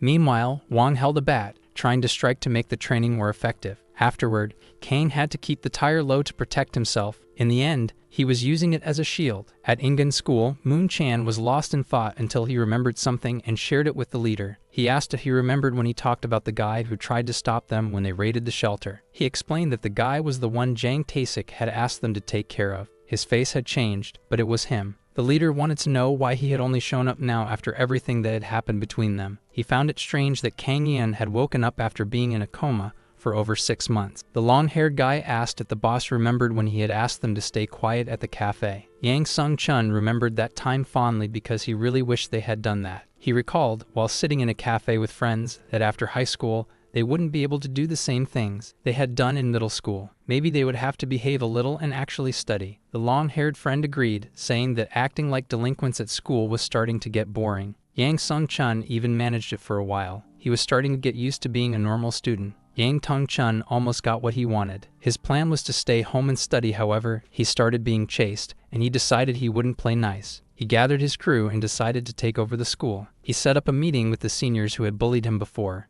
It was already nighttime. They arrived on motorcycles, making jokes and inappropriate comments. There were 3 of them, and as seniors, they thought they were kings of the place. The platinum-haired boss knew that messing with the seniors wasn't worth it, but he still wanted to confirm, so he asked one last time if they would leave them alone. The seniors thought they could teach him a lesson. Even while being insulted, the boss kept his head down, saying he was just thinking. But all of a sudden, he decided to act. He was very good at fighting. It wasn't for nothing that he had ruled middle school. He didn't feel the slightest bit sorry for the seniors who had bullied him when all he wanted was to be a normal student. After putting them in their place, he said that he was one of the top seniors, and even so, he hadn't been able to stay silent. The other 2, when they saw their senior on the ground, knew they had to do something. They couldn't just let it go. The one who settled it was the second in command, the long-haired guy, who decided to teach them a lesson with a well-placed kick. The platinum-haired boss told them they had only 1 hour to pick up the phone and make the call. Yang Tong-chun, the platinum-haired boss, after that day, cleaned out the school and took over in just 1 month. After that month, he got rid of everyone who had spread rumors about the school, and the platinum-haired boss's crew became a light. Kyung Mun-chan, the long-haired guy, had been a judo athlete when he was younger and always won. There was also the mad dog Lim Chin-young, known for his recklessness since elementary school. And lastly, the platinum-haired boss's childhood friend, Min Da-won. Before anything else, his physique was his greatest strength. Jang Tae-sik was the red-haired guy and thought the platinum-haired boss had charisma. And so we come to the incident that led the protagonist into a vegetative coma. When he was taken to the rooftop, the intention was for him to receive a lesson he would never forget. The red-haired boy confronted the protagonist, saying that he had claimed he would graduate. Without anyone even laying a finger on him, not even boss Yang Sung-chun, Kang Yeon tried to explain himself to the boss, saying that he had some problems with the red-haired guy. While he spoke, the long-haired guy and the platinum-haired boss remained silent, just staring. This created some uncertainty for a moment between the red-haired boy and the long-haired guy's group. Young Mun Chan informed the red-haired boy that he and the other one would fight Kang at the same time. Jang Tae-sik didn't like the idea, and the protagonist even less. The long-haired boy asked what the boss thought. The boss agreed, so they should start fighting before the count reached 3. Going back to the time after the invasion of unknown beings, Soja had his favorite toy. Now the head of security, Wang Chong, had already become friends with Soja and was handing him tennis balls to carry. The young man, excited, said there were many things in the warehouse. It was a gym where they held events. The head of security got angry after seeing him with all that junk, saying that he should be training, because he was only supposed to fetch the tennis balls. Then he said he would demonstrate and called Rovachevsky to show how it was done. As soon as the ball was thrown, the dog ran as fast as he could to catch it, and that was all the protagonist had to do. However, he said he wouldn't do it under any circumstances. Wang said that if he didn't like it, he could just give up. He said he would do it but thought it was pointless. Then the head of security grabbed a baseball bat and threw the tennis ball as high as he could. He then informed him that the ball had likely landed on the other side of the street in an elementary school. It should be in the playground. He told him he had 3 minutes to retrieve it. Upon hearing that, the protagonist dashed off, so fast that he wasn't thinking about anything else, just retrieving the ball. He was already exhausted and still not getting close. He searched for the ball and found it near a tree. Satisfied, he picked it up and ran back. The boss was already irritated because he had taken 20 minutes to do it. He tried to explain, saying the playground was big. However, the boss threw another ball and told him to fetch it in 3 minutes. He ran off again,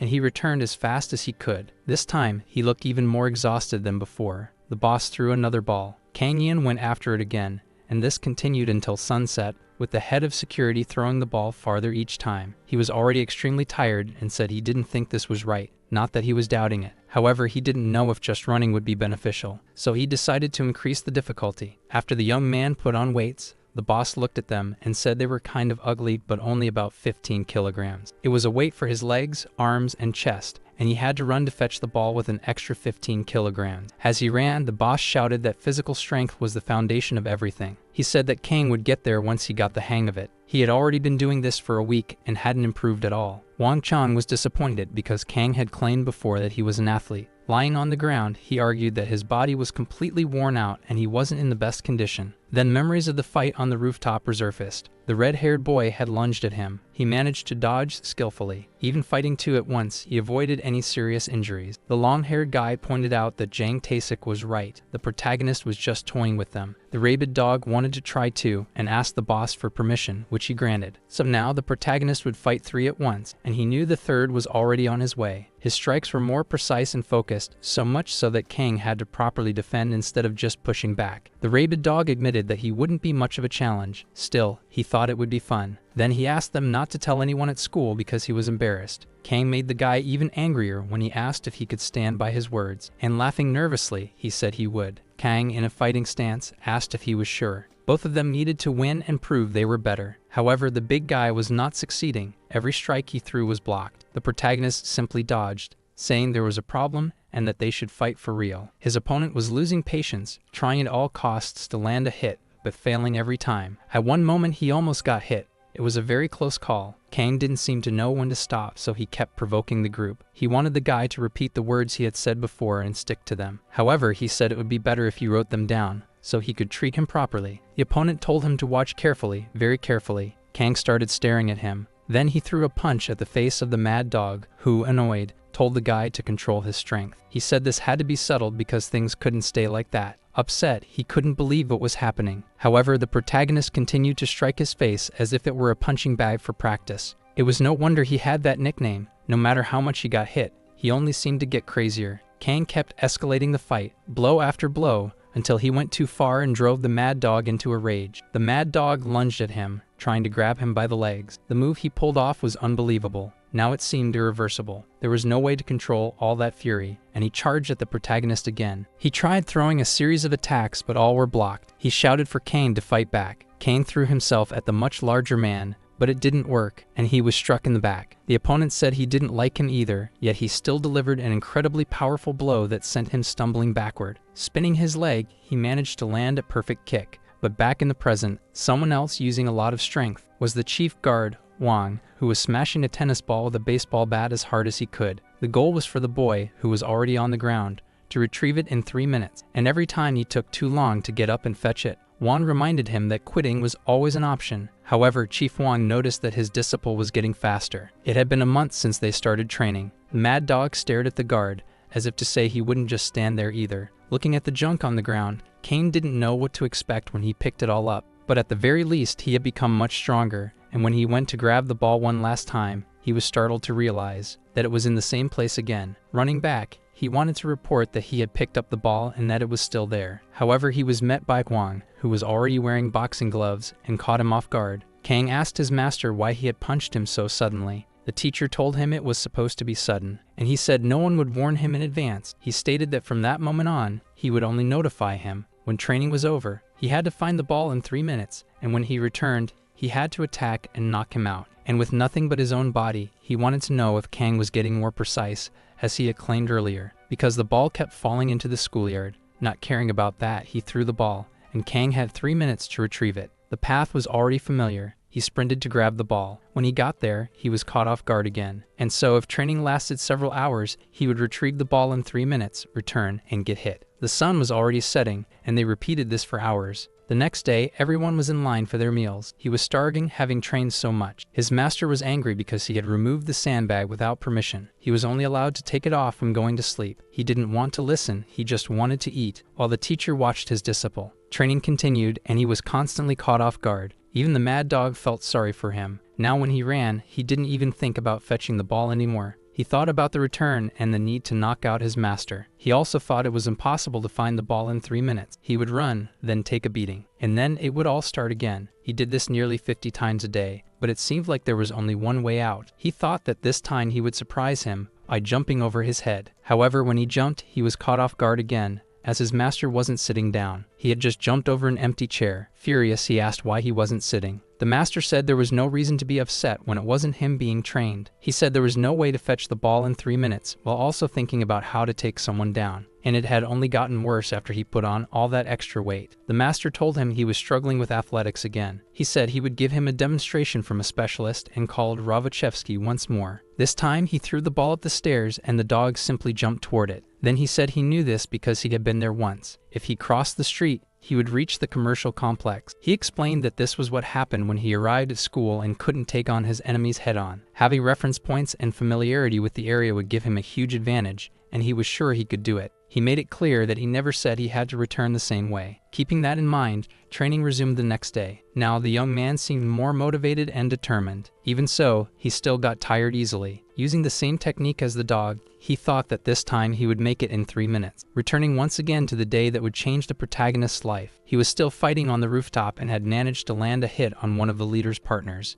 Visibly, one of the 3 trusted allies was losing the fight, and things were taking a difficult turn. And the rabid dog, getting beaten more and more, in the end, couldn't keep his word. After taking a kick to the face, looking up and laughing loudly, he shouted that he had blocked it. But he earned the protagonist's respect, who thought he was a really tough guy. However, another person joined the fight. It was the long-haired guy, and he nearly hit Kang. Now Kang had to pay twice as much attention because fighting Moon Chan wouldn't be easy. He announced that he would take his friend's place since he was already bleeding from the nose. Kang, staring at his opponent, said it would be the same for him. No accusations, and no telling anyone. At first, Kang attempted a sequence of punches, but all were blocked. Both had great speed, as they were excellent fighters. However, Kang was knocked to the ground once again. Moon Chan, the long-haired guy, wasn't easy to deal with, and seeing this, Kang took off his jacket. He did the same, thinking it was a great idea. The long-haired guy said that he was a rising star. In judo when he was younger, Kang decided to take off his shirt as well. Their boss watched the guy taking off his shirt and didn't understand what was going on. Then, after that, he started moving in a way that left everyone around surprised and embarrassed.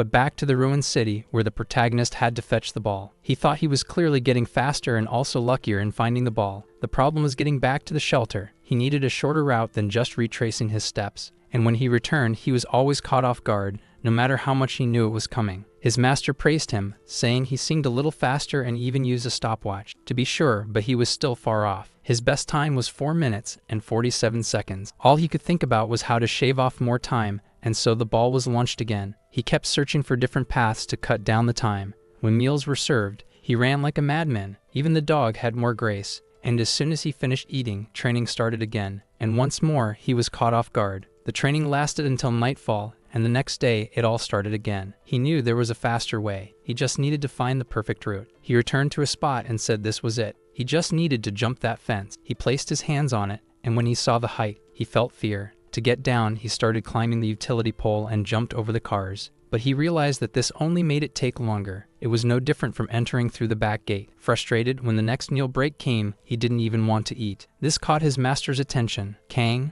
upset and disappointed in himself, said that he simply couldn't do it. He had just been running back and forth for weeks and had no idea how to get back in 3 minutes. He knew he needed to use shortcuts, but he found it difficult to do so while still making it on time. He also admitted that the sandbag training had made him stronger since he started using them. Then he placed his hand under the sandbag, squeezed it, and confirmed that he had indeed gotten stronger. Then he commented that the boy was just skin and bones, with no muscle for anything. Kang argued that he wasn't trying to brag, but he really had been very strong and muscular before. Wan Chang told him that the body could remember things just like the brain. The rule was simple: take the ball in 3 minutes, and he could use any route he wanted. Even so, he was frustrated because he couldn't do it. He asked what had made him practice different sports, what motivated him. Maybe he would have chosen to study from the start. However, in the real world, true power was in the name. He explained that a person's name determined how much power and influence they would have. It was just another annoying rule, the rules of the world's game. He knew he was right when he thought back to the day everything ended for him. He was fighting on the rooftop when a teacher arrived and said that fighting was forbidden there and that they shouldn't be in that place. And, as promised, no one said anything about who started it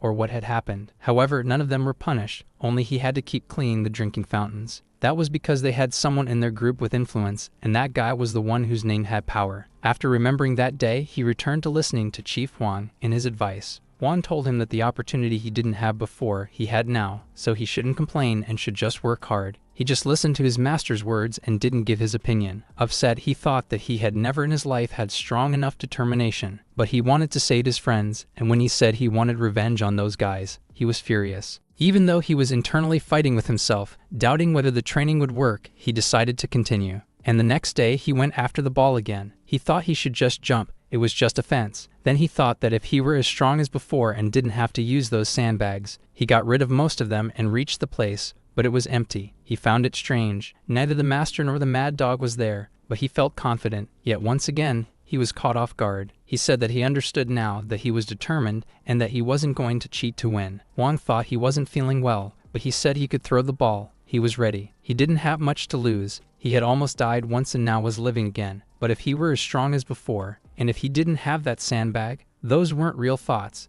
They were just excuses. None of that truly stopped him from doing what he had to do. He needed to jump, and he was going to do it. So he leaped from one side, expecting to land on the other. He runs toward the place where his boss is to deliver the ball. At that moment, he trips and falls, but the boss notices that he arrived in 3 minutes and 45 seconds. So the boss asks if he is giving up on the task he was given. Thus, the protagonist gets up, looks the boss in the eyes with a serious expression, leaving both the boss and the dog confused. Holding up the tennis ball, he asks if this is good enough. The boss questions what happened to his leg for it to be so injured. With that, our hero ignores the topic and asks to be taught how to fight already. The surrounding scene is displayed again. The protagonist is shown having his leg bandaged while saying he had been suspicious of the old man since all he had trained was endurance. He says that the boss never intended to teach him anything beyond that, so Kang Yin argues that the boss promised to teach him how to fight. In response, the boss says that he knows, but it is becoming increasingly difficult. He continues explaining that he never imagined he would risk his life to this extent and considers it reckless. Despite everything, the protagonist apologizes and says that the boss is the only person he can trust. The boss reveals that the original plan was to make him give up on training but acknowledges his determination,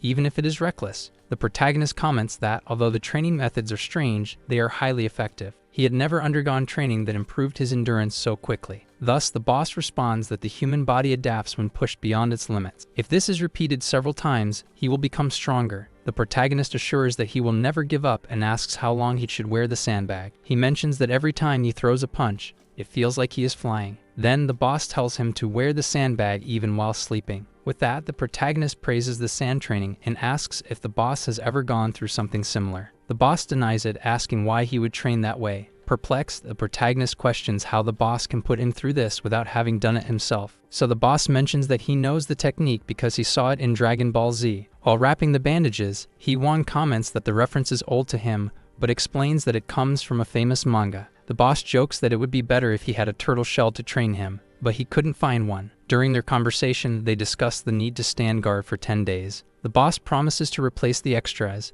but they insist that it's fine and feel bad about leaving Captain Hee-won and the protagonist alone. The extras say their goodbyes while the protagonist trains again. He gets injured daily but is praised for his recovery. When he asks the boss if everyone knows he is training, the boss confirms, mentioning that he wasn't able to return to the bus. In the scene, the boss tells him to clean things up quickly. Curious, our hero questions how the boss managed to reach the 3-minute time by himself, and the boss responds that he simply imagined it was possible. With that, the protagonist comments that he was already aware of the challenges but questions if the task can truly be done. The boss challenges him to throw the tennis ball, and the protagonist accepts, throwing it with force. As the boss walks toward a bicycle, the protagonist complains that this isn't allowed. The boss states that there is nothing in the rules against it. Thus, the scene shifts to the school, where someone asks if he really managed to defeat an opponent. The members of a gang discuss the protagonist's strength and previous fights. They mention that he is not the same as before, but there are still uncertainties about his current state. The blonde-haired gang leader recalls past events while questioning the red-haired guy's loyalty. He orders that information be gathered about the protagonist and that someone be sent to escort the area. Back at the place where the protagonist and the boss are guarding, the two sit in silence, warmed by a fireplace. The protagonist asks if he should continue like this, and the boss confirms. While the protagonist exercises, the boss advises him to rest. He refuses and promises to give his best. Then the boss insists that he should not lose focus, but the protagonist continues training, intrigued by the bubble wrap the boss is using. The boss explains that he is making a cushion but emphasizes that he must train with a life or death mindset. However, it would be a problem if he actually died. He comments that even the smallest effort is still useful. The stage of training is shown again, with both of them carrying supplies and the boss using a flashlight. He warns that the training might end in a week, but questions whether the protagonist wants to continue. The protagonist responds that he does and asks where they will stay. The boss reveals a time chamber, explaining that it is a place used by strong people to evolve quickly. He provides enough food and locks the place. The boss explains that there is no day or night in there, and the only way out is by stealing the key. He warns that he will enter with the intention of killing him, and once the door closes, the fight will begin. The protagonist will have two options: defeat the boss or give up. As the rain falls over the stadium, the external environment and the ruins of the city are shown, reflecting the earthquake's impact. In the city, people walk through the wreckage, discussing the protagonist's whereabouts. The red-haired one comments that he took the first bus to escape the city. Meanwhile, the blonde boss reflects on the protagonist's disappearance. The shelter assistant announces the transport and encourages everyone to board safely. She bids farewell to the protagonist, wishing him to take good care of himself. The boss asks if he is sure about continuing, and the protagonist responds affirmatively. The boss emphasizes that what he is doing is dangerous and that there is still time to back out. Even so, the protagonist remains firm, and the boss wishes him good luck, showing his concern. The two continue their conversation about whether the protagonist should go to the place he intends to or not. The protagonist asks about the letter he gave the boss yesterday. The boss in turn responds that he placed it on the transport bus, while the young man thanks him and expresses gratitude for everything the boss has done so far. The protagonist begins to leave the place, but the boss calls out to him and says he will give him 3 days to return. This makes the young man happy to hear. At this moment, it is shown what he told his parents. They hear that he is fine and that he is a little late because he needs to check something first. Grabbing his bicycle, he heads toward the place he intends to go. The narration continues, revealing what he wrote in the letter,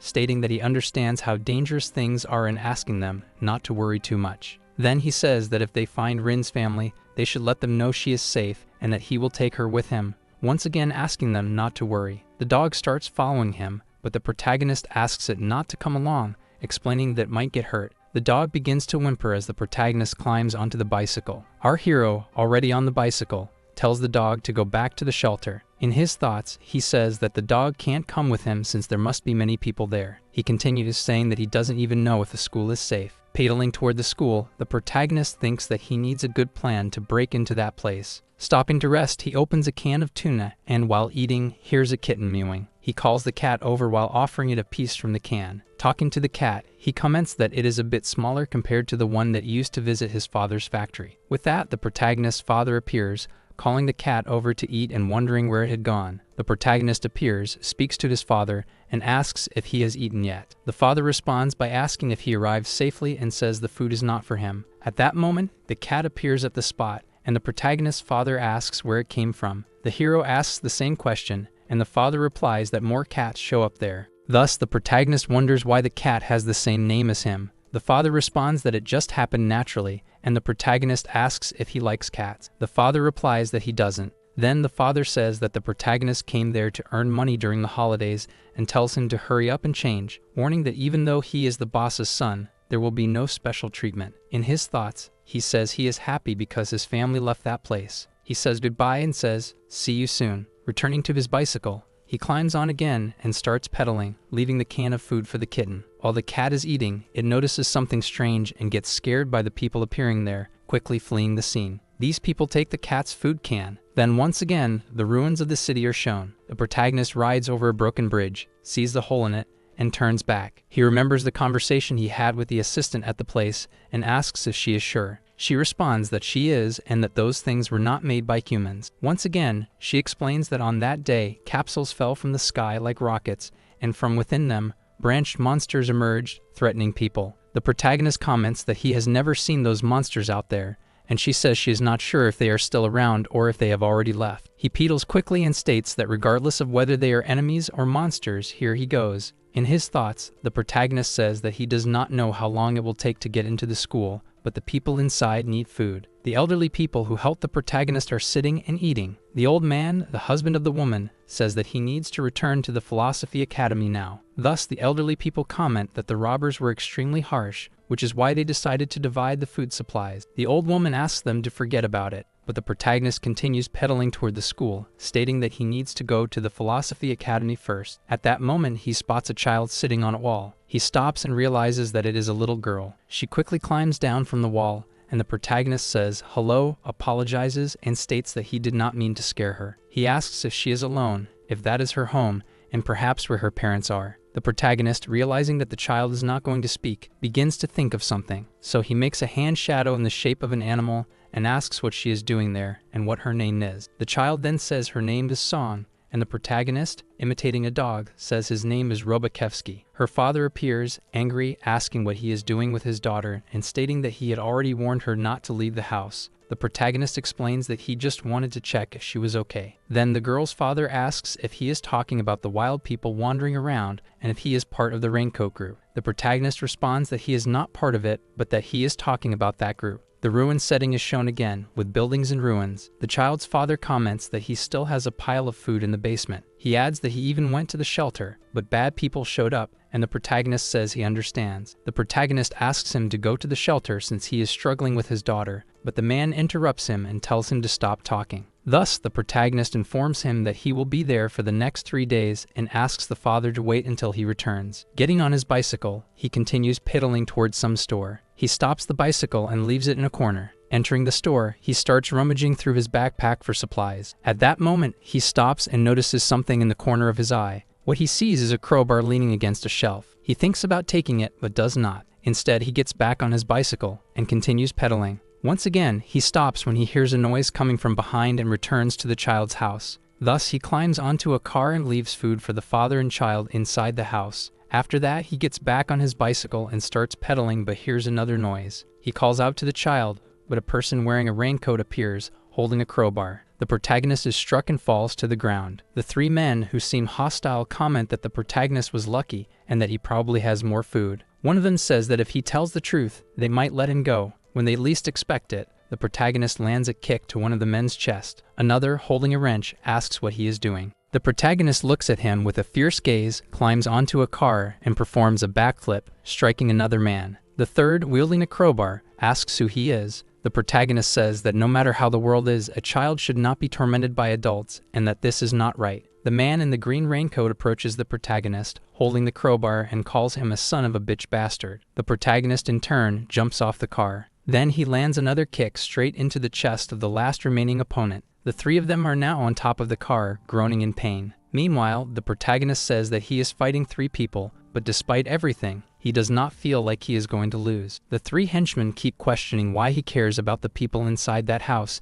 and tell him to just die. Then the three of them charge at him, saying they are going to kill him. In response, the protagonist declares that losing is no longer an option. He throws punches at the henchmen, calling one of them slow, calling all three of them slow now. He also says their movements are predictable. He wonders why that is, questioning if it has always been this way since, at the moment he thinks, his body reacts. Then one of the henchmen still standing throws a wrench toward the protagonist's head. At that moment, he realizes it and turns around. In his thoughts, he says it's hard to explain why all of this is happening. Then he catches the object midair and throws it back at the henchman, who nearly soils himself. He feels relieved for having defeated all three without taking a single hit. Looking at the three fallen opponents, the protagonist warns them that if they cross paths again, things won't end the same way and tells them to learn their lesson. The three henchmen get up and start laughing. One of them calls the protagonist and asks if he really thinks he has become someone just because he has some tricks, while another asks if he really thought they would leave just like that. The protagonist once again looks toward the wall after noticing strange movement from the side. Then he starts to wonder if there were only three of them. At that moment, a child appears, being held by another henchman. The man tells the protagonist not to move if he wants to keep the child safe. Licking the barrel of his weapon, the henchman says he was wondering what was going on in all this commotion and questions who the hell the protagonist is. The protagonist calls the henchman a coward for using a child as a hostage. At that moment, the scene shifts to the destroyed school. The school leader is peeling an apple. Then, the red-haired guy in a jacket appears and says that Rin came to speak with him. The leader asks what she is doing there. The redhead replies that he is going to send her back. The leader, however, tells him no,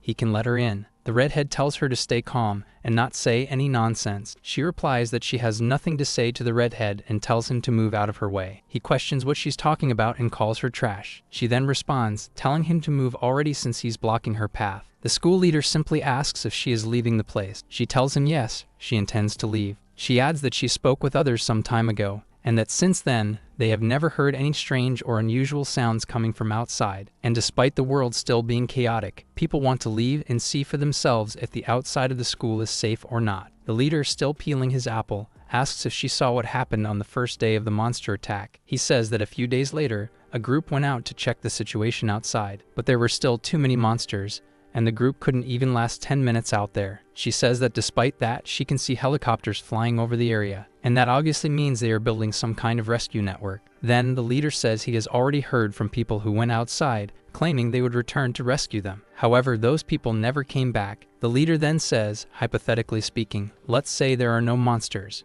but people still exist, and he asks if she has any idea what happens out there. He warns that outside there are robberies, kidnappings, murders, assaults, and all sorts of horrible things. The girl asks if he really thinks it would be like that if the teachers were still there. He asks what she means, and she says that he is happy now since he has become a gangster, the school's leader. Then she asks what he wants to become after this. She questions if he wants to become a god too. Then she asks him if he really thinks he is protecting people. The boss advised him to instill fear in his enemies, making them unable to fight. With that in mind, the protagonist delivers a powerful kick to the henchman, slamming his head against the car. The other three henchmen, upon seeing their leader in such a state, are terrified. The protagonist looks at them and declares that it's their turn to make a final decision. While crushing the henchman's foot against the car, he warns that if he ever sees the four of them in that area again, there will be no second chance. He emphasizes that no matter the method, he will do what is necessary. The child asks their father if he is okay. The man, in turn, tells his daughter that as long as she is safe, he will be fine. The protagonist, opening a medical kit, asks if they are both okay, and if the father is feeling dizzy. Even so, the man nods affirmatively,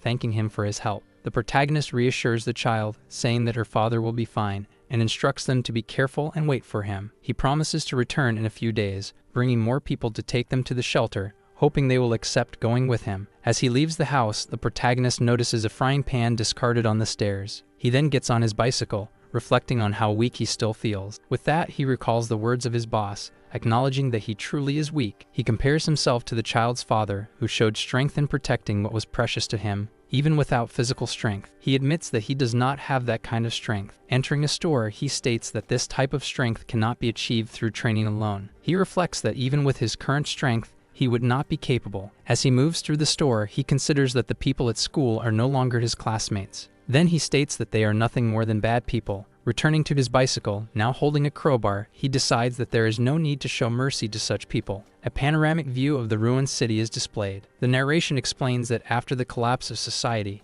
people began to grow hostile. However, not everyone harms others. Some simply take care of themselves without becoming criminals or causing damage to society. The protagonist observes a different location. With that, he gets off his bicycle and leaves it in a corner. Using a crowbar, he starts prying open the entrance while reflecting that, although many trample on the weak, some simply avoid being accused. As soon as he opens the store, his thoughts continue. Stepping on the weak doesn't bother them, but they do everything to avoid becoming like animals. Kneeling, he grabs a gasoline container nearby and fills the power generator. He thinks that even if someone was a bad person in the old world, there were laws to punish them. He then starts using welding equipment to modify his crowbar. While working, he ponders that some people committed only a few bad acts, others many, and some went far beyond any limit. Removing the welding mask, he concludes, these differences mattered before, but now everything is different. After the collapse of the world, only two categories remain. Then he states that there are those who help, like the ones in shelters, and those who only cause further destruction. Because of that, he decides to stop differentiating between bad people, declaring that bad people are just bad people. Hours pass, and the night sky gives way to dawn. Leaving the store, he locks it and retrieves his bicycle. As he pedals, he hears a strange noise. Immediately, he grips the crowbar, but he soon realizes that it's the cat he had fed days ago. Smiling, he calls the animal over and offers it food again. Then he asks the cat if it had been waiting for his father all this time. After a moment, he gets back on his bicycle and continues his journey. Pedaling through the alleys, he reflects that he doesn't care about being judged. Even if people say he is going too far, he believes that using strength to save his friends justifies his actions. In his thoughts, he reaffirms, I won't listen to criticism from those who ridicule everything I do. Reaching another store, he begins taking notes on a piece of paper and wonders, is the world like this so people can become true villains? Leaving the store, he carries a wooden sword. Observing the situation around him, he comments on the irony of living in a ruined world. The scene shifts to the shelter. There, the protagonist's boss is reading a book while playing with the dog. Then he notices a whimpering sound coming from the dog. He wonders if the animal is bored because it hasn't eaten much in recent days. With that, he tosses a small ball to distract it. The boss sighs and comments that the animal is a bit annoying. He ends up noticing something different coming from the dog. After a moment, he realizes something is wrong. The dog collapses to the ground, and he rushes to check. Then the door of a temporary office appears in the background. At that moment, a woman appears to inform him that, although she is not a veterinarian, she has not detected anything serious with the animal. The boss asks how the dog ended up like this. The woman explains that since its arrival, the dog had injuries and was treated with saline, but there is no proper equipment for further diagnosis. The boss then looks at the lying animal and feels saddened by the situation. He leaves the room, visibly shaken, while the animal remains on the ground. In another setting, young people sit on the steps of a ruined school. One of them comments that they are lucky there are no monsters around. The chubby one states that rival groups could still appear. Another then says that they are the strongest in the area. The chubby one remarks that there will be no one to bother them, so it will be a relief. Another adds that it's sad not having phones and computers to use. At that moment, the big guy recalls that there is a cyber cafe nearby but laughs when he realizes there is no electricity. The chubby one notices something strange in the distance and asks what it is. A person approaches them, prompting the chubby one to suggest that it might be a homeless person. The chubby one suggests it might be a homeless person,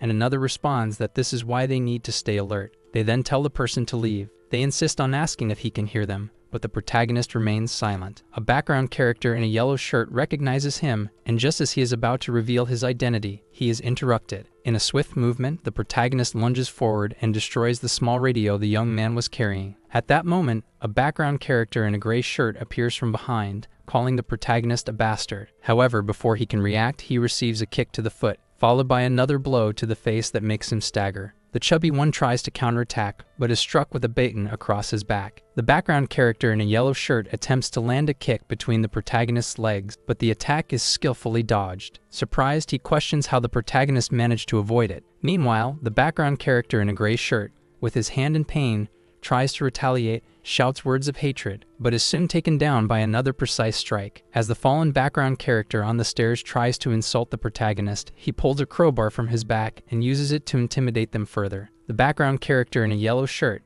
now in shock, watches as the threatening object is brandished beside his head. He then begins to beg for help, calling the protagonist a beast and pleading for someone to save him. With an intimidating gaze, the protagonist demands to know where the other people living in the school are. At that moment, the scene shifts to a window in the school building. Inside, the group's leader sits on a bed, holding a gun, appearing focused. He soon notices something strange outside. Intrigued, the leader stands up and looks toward the source of the noise, wondering if it is the protagonist. At the same time, the school wall appears, and the silhouette of a crowbar begins to be displayed, indicating someone's presence climbing. The protagonist emerges at the top of the wall, using the crowbar for support. Realizing the intrusion, the leader grabs his jacket and rushes toward the intruder. The protagonist, determined, repositions the crowbar, ready for the next confrontation. At that moment, a view of the school is shown. Then, the red-haired guy in a jacket is also shown sleeping. Suddenly, he wakes up groggy from exhaustion. When he sees who is there, he calls out to the gang leader and asks what he is doing in that place. The gang leader then asks him to listen. The red-haired guy asks what the gang leader is talking about. Then, the gang leader responds that 30 minutes have passed, and it is not normal for everything to be so silent. The gang leader repeats that their current situation is strangely bad. The red-haired guy replies that he is not sure what he means,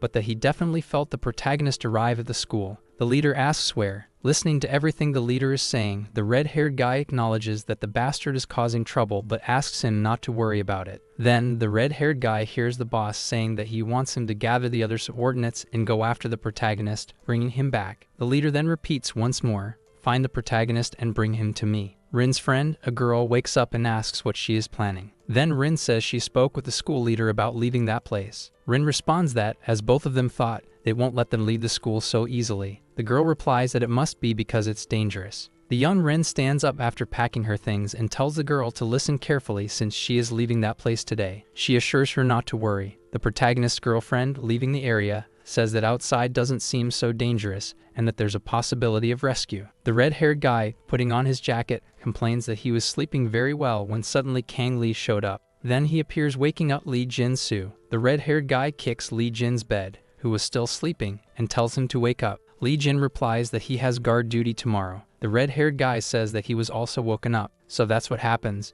Lee goes to wake up the rest of the people, while the red-haired guy calls the other extras through the radio and asks if anything has happened. Then, the red-haired guy switches the call and starts talking to the people watching the back area, where the stairs are, asking if anything happened. He begins to shout, demanding that the people there report and asking if they can hear him. At that moment, the three people guarding the outside area are shown, tied up on the stairs. The protagonist, hiding behind a bush, wonders how many there are at once. He notes that the door is locked, there are no alleys, and no emergency stairs there. Therefore, the protagonist, who has a radio, now hears the red-haired guy in the jacket talking to those guarding the stairs and asking if they can hear him. The protagonist simply observes and listens to the entire situation. Then, the protagonist packs his things to enter the school and analyzes that there are no windows, the storage room is impossible to get into, and he questions the number of flashlights. Tying a knot in the rope, he says that maybe there is an entrance in the basement corridor of the academy. An extra, going down the stairs, asks why the guy who was sitting turned on the radio. The guy who was sitting stands up and says that he needs someone to take his place so he can go to the bathroom. The other guy replies that there's no need to call someone for that. The extra then starts yawning, feeling tired. That's when he notices someone approaching. That person is the protagonist's girlfriend, who suddenly starts running up. Holding a wooden stick, he begins calling her a bastard. Then she lands a powerful kick on the extra's chest, sending him flying. She grabs the radio that was on the chair. The extra calls her a bitch and orders her to stay put and not move. She then turns around, looking at him in a terrifying way. While kicking the guy's head, she repeats that she won't be trapped in that place. At that moment, she starts going down the stairs after defeating the cowardly extra. Then the scene shifts to where the protagonist is. He sees two people walking normally while patrolling the area. He sneaks past them without being noticed. The red-haired guy then appears, and for some reason, he is furious. He reaches the stairs and sees the state of the three people who were guarding the area. All three are defeated and tied up on the staircase.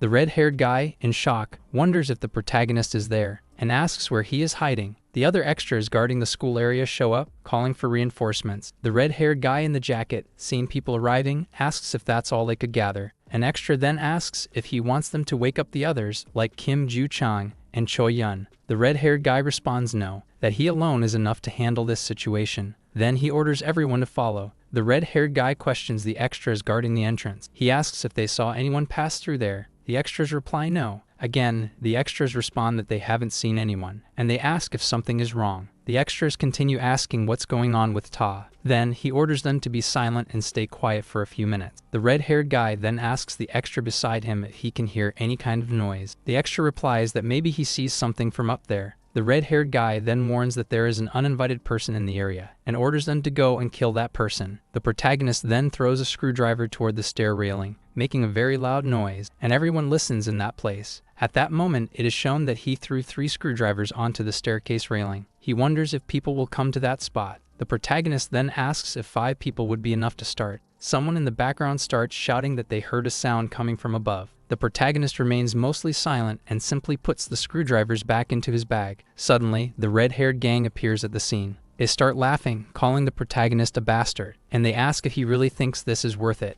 The protagonist then, holding a screwdriver in his hand, asks if Taki has found him. Taki, in turn, replies that he must be crazy to be there alone, calling him a bastard, and he says that it would be better if he just hid. Then he asks if the protagonist really thinks they wouldn't be able to find him. The protagonist then warns that he made the sound on purpose, and that his goal was for them to actually find him there. Hearing the protagonist's words, the red-haired guy becomes furious and orders everyone to kill him. The protagonist wastes no time and starts running through the school corridors while Taki yells for them to chase him. Running through the hallways, the red-haired guy insults him, calling him a bastard and demanding that he stop. Behind the protagonist, 9 people are in pursuit. He then rushes toward a room and quickly enters. The red-haired guy notices and shouts to everyone that he went into that room. A background character, holding a bacon, tries to break down the door but realizes it is locked. Confused, the pursuers look at each other, trying to understand what just happened. They struggle to open the door again, but it remains locked. As a result, they end up separated. One of them starts laughing, calling the protagonist a bastard and mocking him, claiming that he has no chance against them. The red-haired guy, irritated, says that the protagonist has forgotten how the school works and declares that he is trapped. However, the protagonist counters, saying it's the opposite. The ones who are trapped are them. Losing patience, the red-haired guy calls the protagonist stupid and explains that they are in the 4th area, where there is only one exit, the opposite door. He asks if the protagonist is really that confident. Continuing, the red-haired guy deduces that the protagonist's plan was to separate the 2 groups in order to fight them. Then he announces that everyone in the school is against him. Provocatively, he asks if the protagonist doesn't think it's a bit too much to turn the situation around. After all, it's one against everyone. The protagonist, hearing the taunts, responds calmly that changing everything might seem like a lot. However, he recalls that he has heard something similar before. With determination, he continues and states that the greatest truth among humans is that by changing one's own heart, it is possible to change the reality around them. The red-haired guy, surprised and irritated, wonders what kind of nonsense the protagonist is saying. The scene shifts after the protagonist is about to fight the school bullies. A bald guy appears behind the window. He is deep in thought, reflecting on what is happening. Then he decides to forget about it and goes back to sleep. The background characters locked in the back of the study room start asking if anyone has the key to that place. At that moment, the protagonist is using the wall to approach the background characters.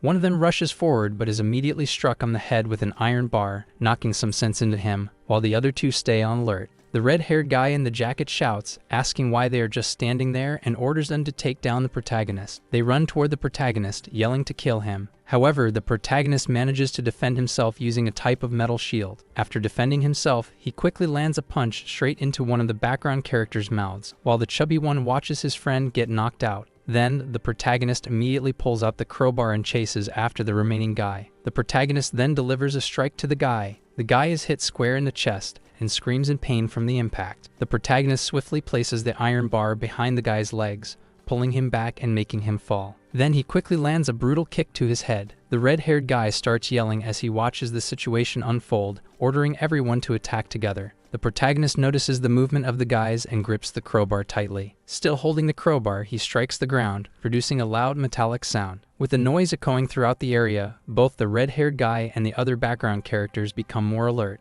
Then, the red-haired guy, holding a wooden sword, says that Kang Yan is getting too full of himself and orders the others to put him in his place. Then, the MC quickly swings a mop at the red-haired guy's leg. He falls to the ground while the other extras keep shouting for everyone to keep chasing him. Without leaving any openings, the protagonist charges at them, knocking each of them out, leaving only the red-haired guy in the jacket standing. Seeing that Kang Yin's crowbar is on the ground, the red-haired guy rushes toward it. As he runs, he says he must do everything he can to take the MC to the gang leader. For a brief moment, the protagonist realizes his intention to grab the crowbar and steps on the red-haired guy's hand, making him scream in pain. Looking at the pathetic state the red-haired guy is in, the protagonist asks if he really thinks he has the strength to take him down. Then Kang Yin turns and says he'll let him take the crowbar. He can try. With that, the red-haired guy grabs the crowbar and calls the protagonist a bastard as he charges at him. He then yells that the MC is dead. The MC quickly glances back and delivers a punch straight to the red-haired guy's stomach. The impact sends him flying backward. The hit was so strong that the red-haired guy did a full backflip before crashing onto the ground. Without wasting any time, the MC attacks again, stomping on his stomach. Meanwhile, the other extras ask if everything is okay. The bald extra, who was previously lost in thought on the bed, now appears at the scene of the fight. He asks what the extras are doing and reminds them that it's already past midnight. Scratching his stomach, the bald guy says they woke him up. The scene shifts back to the protagonist, who is now locked on the other side of the room. While the extras lie defeated, the red-haired guy calls the MC a son of a bitch. At that moment, the protagonist lets out a satisfied sigh at what just happened to the red-haired guy. As he lowers his guard, the bald guy suddenly bursts through the door using his brute strength. The bald guy immediately starts questioning the red-haired guy, demanding to know what the hell is going on and asking if the person in front of him broke into the school. Taking a closer look at the person standing there, the bald guy realizes that he knows him and asks for a moment. However, Kang Yin, not willing to give the extras time to think, suddenly lands a powerful kick in the middle of the bald guy's chest, sending him flying back. Our hero quickly starts thinking that the people he once knew are now different. He says that the old red-haired guy in the black jacket would have given up long ago. Meanwhile, the bald guy calls the MC a bitch and says he wasn't done talking. However, the protagonist realizes that at this moment, he cannot fight the bald guy while dealing with the others at the same time. He concludes that he must leave this place and face the bald guy in a one-on-one battle. The red-haired guy, realizing that the MC is trying to leave, asks where he thinks he's going and insists that there's no way out of that place. At that moment, the protagonist surprises everyone by jumping out of the window, using his crowbar to hook onto the ledge and lower himself down. The protagonist's girlfriend, who was leaving the school, hears a loud noise nearby. Suddenly, she sees someone rappelling down from a high place. The protagonist, rappelling, smashes through a window, probably on the 3rd floor, escaping successfully as the red-haired guy watches in shock. The red-haired guy then starts shouting that the protagonist went to the 3rd floor and orders the extras to go after him and bring him back. As the three of them rush down the stairs, the bald extra asks if that person is Kang, the protagonist. Jumping down the stairs, the bald guy exclaims that this is exciting, that he has been thinking about the protagonist for a long time, and that it's finally time to settle things. The bald guy quickly appears behind the protagonist, asking where he thinks he's going. Without wasting time on words, the protagonist keeps running toward a window. At that moment, a gun is shown. The school leader, holding the gun, aims at the other building. Observing the scene, he remarks that he can see the protagonist and wonders if he would be able to hit him from that distance. Meanwhile, the protagonist, still moving, reflects that defeating the bald guy won't be easy. He realizes that if he stops to fight, the other pursuers will quickly catch up, turning the situation into a major problem since he'll have to face multiple opponents in an open space. Suddenly, a hand appears trying to grab him. The protagonist, quick on his feet, notices the movement and lands a punch on the head of the bald guy nearby. The bald guy, laughing, exclaims that this is fun. Even so, he yells for the protagonist to stop, calling him a bitch. Ignoring the demand, the protagonist keeps running while mentally calculating how many people are chasing him. Counting 7 opponents, he realizes the situation is more challenging than he expected. The bald guy, still running enthusiastically, states that the protagonist is heading toward the rooftop, declaring that they have finally cornered him. At that moment, the red-haired guy hypes up the other pursuers, calling the protagonist an idiot and claiming he has trapped himself in a dead end. The protagonist must have forgotten how schools work. The red-haired guy taunts. Meanwhile, the bald guy, satisfied, starts laughing loudly, curious about what is to come. The pursuers, now gathered, stare at the protagonist and wonder if this will be the stage for his final fight. He, however, remains silent, focused on the red-haired guy. Turning his attention to the leader,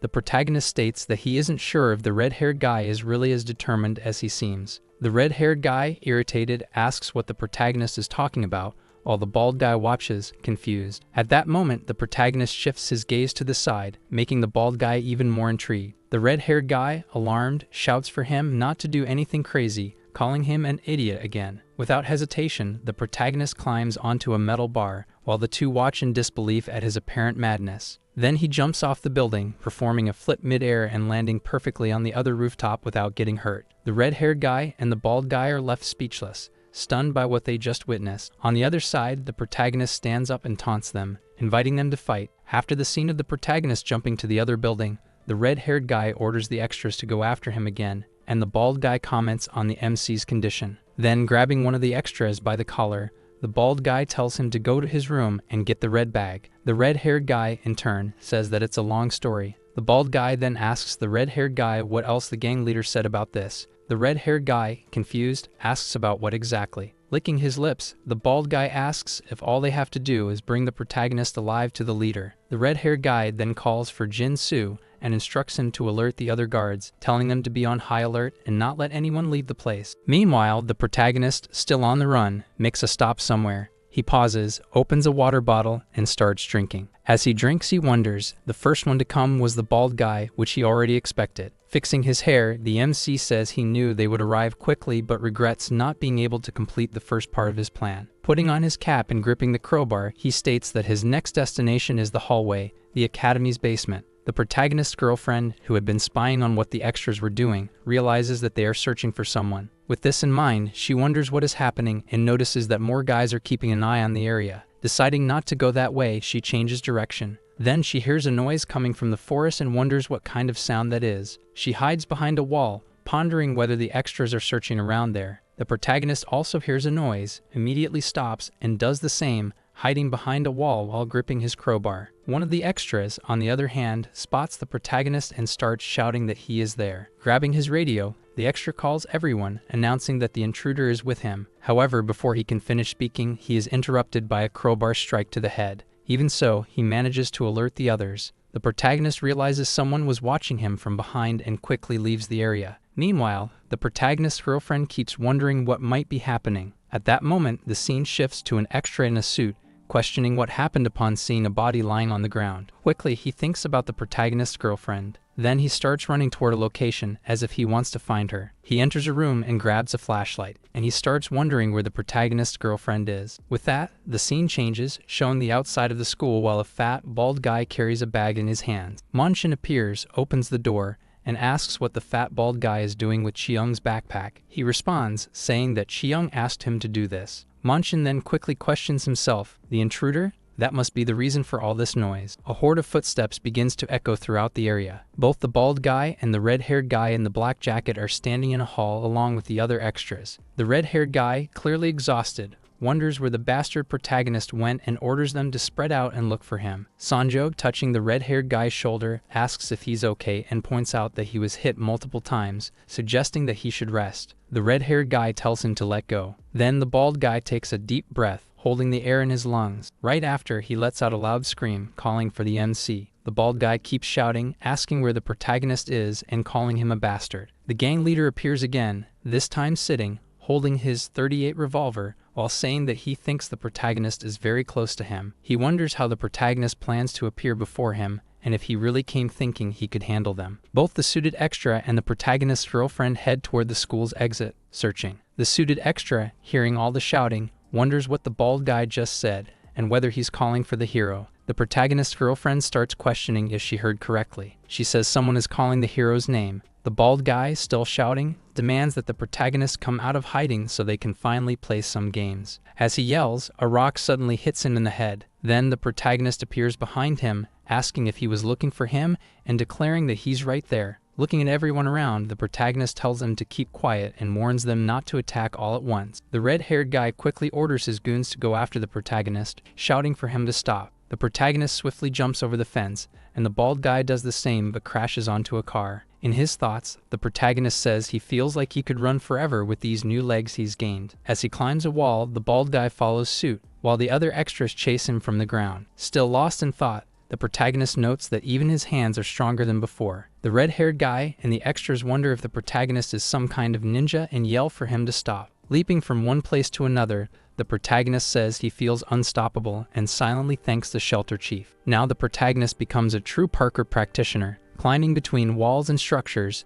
escaping from the pursuers chasing him. The bald guy jumps toward the protagonist, but his leap isn't good enough, causing him to slam into the wall, hitting both his body and head. The extras climb the stairs, continuing the chase. One of them comments that the protagonist is just ahead. They then inform that the protagonist ran toward the academy, entering through the back doors. The bald guy starts calling him a bitch, demanding that he stop running. At that moment, the guy known as the Indian takes charge and suggests that the protagonist might have gone down to the basement. The red-haired guy in the black jacket, holding a flashlight, begins issuing orders. He instructs the extras to seal the front door, as it's the fastest way out. Everyone agrees, while the bald guy taunts, saying the protagonist is screwed. Turning to Sunju, the bald guy claims that they will capture him soon and asks him to shine the light in a specific direction. Sunju agrees, and as he points the flashlight into a small room, he confirms that the protagonist isn't there. Unsuccessful, they open another door, but again, there's nothing. Sunju reports again that the protagonist isn't in that area. Growing impatient, the bald guy yells, demanding to know where he's hiding. Provocatively, he questions whether the protagonist is scared or embarrassed and suggests a fair one-on-one fight. Hiding behind the door, the protagonist observes everything. The bald guy keeps insisting, reminding him of their last fight and how they never got to finish it. Finally, the protagonist speaks up, asking the bald guy if he really wants to settle their previous fight. With a sarcastic tone, he mentions that in that fight, the first one to have a bleeding nose lost. The bald guy, in response, retorts that he let his nose bleed on purpose and challenges the protagonist to fight him. At that moment, the protagonist steps out from behind the door and throws a key at the extra's flashlight, plunging the room into complete darkness. In the pitch black, he starts taunting them, saying that without their flashlights, they are powerless. He adds that in this enclosed space, there are no windows for moonlight to seep in. The protagonist continues, explaining that based on his experience, it takes about 5 minutes for eyes to adjust to the darkness. He recalls how, in his first attempts, he was only able to distinguish shapes after extensive practice. Meanwhile, in the darkness, the bald guy grabs onto an extra, asking who it is. The extra, frightened, responds that he is beside him and tries to locate a flashlight. The protagonist, still hidden, warns that the pursuers will be blind for about 3 to 4 minutes. He recalls how, during his training, he faced similar situations every day, more than 12 times a day. At that moment, the text shows a flashback of the protagonist being locked in a dark room as part of a test set by his boss. He describes how the lights would turn off, and the door would be chained shut, forcing him to distinguish shapes in the dark to survive. The protagonist reveals that for a long time, he had no choice but to endure beatings because he couldn't see anything. However, over time, he developed skills that he would now use against them. Suddenly, he appears behind 2 motionless extras. The bald guy, confused, can only ask, "What?" At that instant, Sunju feels a heavy blow to his shoulder and cries out in pain. The bald guy, panicked, starts throwing punches into the air, trying to hit the protagonist, but the red-haired guy warns him that at this rate, he might end up hitting his own allies. Reluctantly, the bald guy stops attacking. In the next moment, without warning, the protagonist appears beside him and delivers a precise kick. The blow sends the bald guy stumbling back several steps, completely disoriented. The scene now shifts, leading behind the fight between the bald guy and the protagonist. In the background, someone mentions remembering the first time the two arrived there. That person is the protagonist's boss, who comments that the boy was in terrible condition when he arrived, practically dead, while helping the elderly. And in the protagonist's eyes, there was the fury of someone who could seek revenge. The boss continues, saying that the little dog was also in that cart and was in such bad shape that it looked like a corpse. With that, the boss says he didn't care much about them, as many other people had also been treated horribly in this world. The boss keeps talking to the dog alone. He says he has no idea how he got involved with a kid who just finished high school and a dog, and he comments that the protagonist's persistence paid off in the end. With that, the boss says that the dog and the protagonist are 2 completely strange creatures. He continues, saying that he doesn't know what the dog really is or what it's trying to say, but he feels like he can have a conversation with it. Then, looking at the dog, the boss calls it a zombie and says that if it's going to die again, it should do so only after the boy returns. Now we return to the school where the protagonist is. With that, the bald guy starts calling the protagonist a bastard again and demands to know where he is. The scenes repeat. The protagonist charges at the bald guy and kicks him in the stomach again. The bald guy feels the severe impact of the protagonist's kick and curses at him. Everyone there is in the dark, unaware of where the protagonist is. So they start throwing punches into the air, but the protagonist dodges them all since he knows their exact locations. With that, he lands another punch straight into the bald guy's face. While beating the bald guy, the protagonist states that he already told him their fight was settled a long time ago and that there's nothing left between them. This time, the protagonist delivers a downward kick, landing it squarely on the bald guy's neck. At that moment, the protagonist exhales in relief. The red-haired guy then asks if the bald guy was hit. Trying to strike the protagonist with a few attacks, the red-haired guy calls him a rat and a coward, but all he gets in return is a swift sword strike to his hand. The protagonist, drawing his sword, asks if he even knows the meaning of the word coward. The protagonist, now landing a solid blow on the red-haired guy, says that cowards are the ones who attack elderly people who are just minding their own business. The red-haired guy, falling backward nearly unconscious, is hit again by the protagonist's punches, knocking him down. A coward is someone who beats dogs for no apparent reason. An extra, appearing behind the protagonist, asks the red-haired guy if this is the person they've been looking for. He says he's starting to understand how things work in the dark, and that he'll help the red-haired guy right away. While the extra is talking, he gets punched in the mouth to shut him up. The protagonist, now holding the red-haired guy's hand, asks which hand he used to hit the puppy with the bat. The red-haired guy just calls the protagonist a son of a bitch. Still gripping his hand, the protagonist says that he's nothing more than a bully who likes to show off in front of his friends, and that, in reality, he's a thief, a criminal, and he must pay for his sins. Then the protagonist breaks the red-haired guy's hand and says that's exactly what he is. The red-haired guy immediately starts screaming in pain. Still screaming, he cries out that his arm is broken. The protagonist sighs. Apparently, someone managed to grab something from him, and he quickly realizes it. The person in question is the bald guy who is holding the protagonist's bag. The protagonist then elbows the bald guy in the neck. However, it doesn't seem to have much effect, as the bald guy manages to grab him and slam him to the ground. Now in control, with the protagonist's head in his grip, the bald guy asks if that's really his head, and says that, just like the protagonist warned before, now he can start to see some shapes. As he throws punches at the protagonist, the bald guy asks if he really thought all of that was enough to knock him out. Then he keeps asking if the protagonist actually believed their fight had been settled a long time ago. As the bald guy moves to throw more punches, the protagonist responds that's exactly what he thought, and that he doesn't know anything about the past, but now it's a different story, calling him a bastard. Then it's the protagonist's turn to punch the bald guy in the face again. The bald guy, hit by the protagonist's punch, says this is good and starts laughing. He comments that it's not like he has anything better to do, since there are no classes or anything like that, and asks what the protagonist has been doing all this time. Then, the bald guy grabs the protagonist and starts dragging him to a corner before slamming him to the ground. The protagonist feels the impact and begins screaming in pain. The bald guy, thrilled, quickly rushes toward the protagonist again and tackles him while he's still down. Screaming in excitement, but feeling pain in his arm, the bald guy says that all of this is about power. Stomping on the protagonist, he says that all he's done is work out, build muscle, and fight to get food. And he asks if the protagonist really thought he could beat him. Still pummeling the protagonist, the bald guy asks how long he was in there. A year and a half, maybe? And all the protagonist managed to do was tickle him. Now beaming, the bald guy starts twisting his body like he's possessed and taunts the MC, saying he should try a little harder. Then the bald guy lets out a somewhat sad sigh, saying that maybe he got too strong to finish off the protagonist, who is now completely defeated. Then the scene shifts to the outside, showing the destroyed city. The protagonist's girlfriend is climbing the wall to escape when, suddenly, the suited extra grabs her, holding onto her foot. The extra asks where she's going. She replies that if he doesn't let go, she's going to punch him, and warns him not to think that just because they're childhood friends, she's going to go easy on him. The suited extra then asks if she really needs to lead the school, and she replies that this was exactly her decision. Then the suited extra starts climbing the wall too, saying that he'll help her escape because he won't let her go alone since it's too dangerous out there. As the two of them climb, the radio starts playing. The person speaking on the radio is Mon-chan,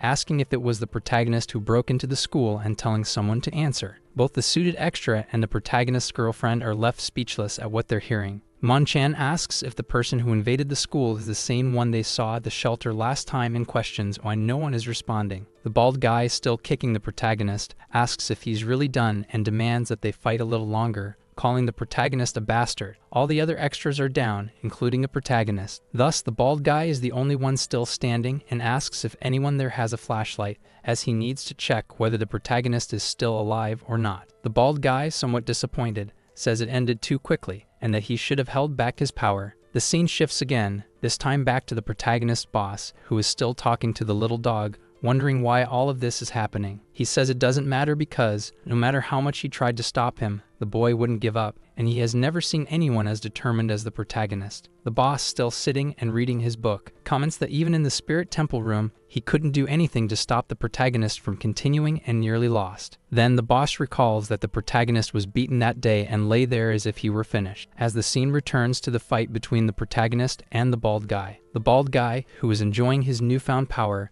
ends up being caught off guard by the protagonist, who puts him in a rear naked choke. The protagonist manages to bring the bald guy down to the ground, keeping the hold, and says that it hasn't been long since he left the hospital and questions what the bald guy has been doing. Still choking the bald guy, the protagonist says he knows someone who resembles a monster, and that no matter how strong he has become, it won't be enough. The bald guy, struggling to breathe, starts foaming at the mouth as he runs out of air. At that moment, the protagonist is caught off guard, taking a heavy blow from the red-haired guy. The protagonist is hit hard, coughing up blood. The red-haired guy, now attacking the protagonist, says that he still has one good arm to fight and that he can finally see him clearly. The bald guy, also hitting the protagonist, tells him to just die already. However, the protagonist gets up and manages to land a punch on the red-haired guy, knocking him unconscious to the ground. The bald guy, however, is still standing, and the protagonist exhales, somewhat relieved. Looking behind him, he sees the chubby bald guy bringing a bag to the muscular bald guy. The muscular bald guy tells the chubby one to throw the bag to him. Now holding the bag, the bald guy warns the protagonist once again that in this place, all he has is time. The bald guy then pulls out a nunchaku from the bag and comments that he would have preferred a fair fight, exchanging punches, but like any street thug, he always needs something extra. He says the protagonist should pick something too. At first he only used weapons for self-defense, but over time, it became a hobby. The bald guy then tells the protagonist that he can grab a weapon if he wants. The protagonist, looking at the sword on the ground, hears the bald guy say that now they can have a real fight, one-on-one, without regrets. The protagonist stomps the ground, making the sword rise toward him. He firmly grips it in his hands. The background scene changes, leaving behind the fight between the protagonist and the extras. A person begins talking about how humans possess a skill called potential, and that, in unexpected situations, they can generate something beyond the normal. The explanation continues, saying that humans have such immense strength that it allows them to save a child from a pile of rocks, as a mother once did. The person also mentions having heard a story about a man who was hanging from a carousel with his grandson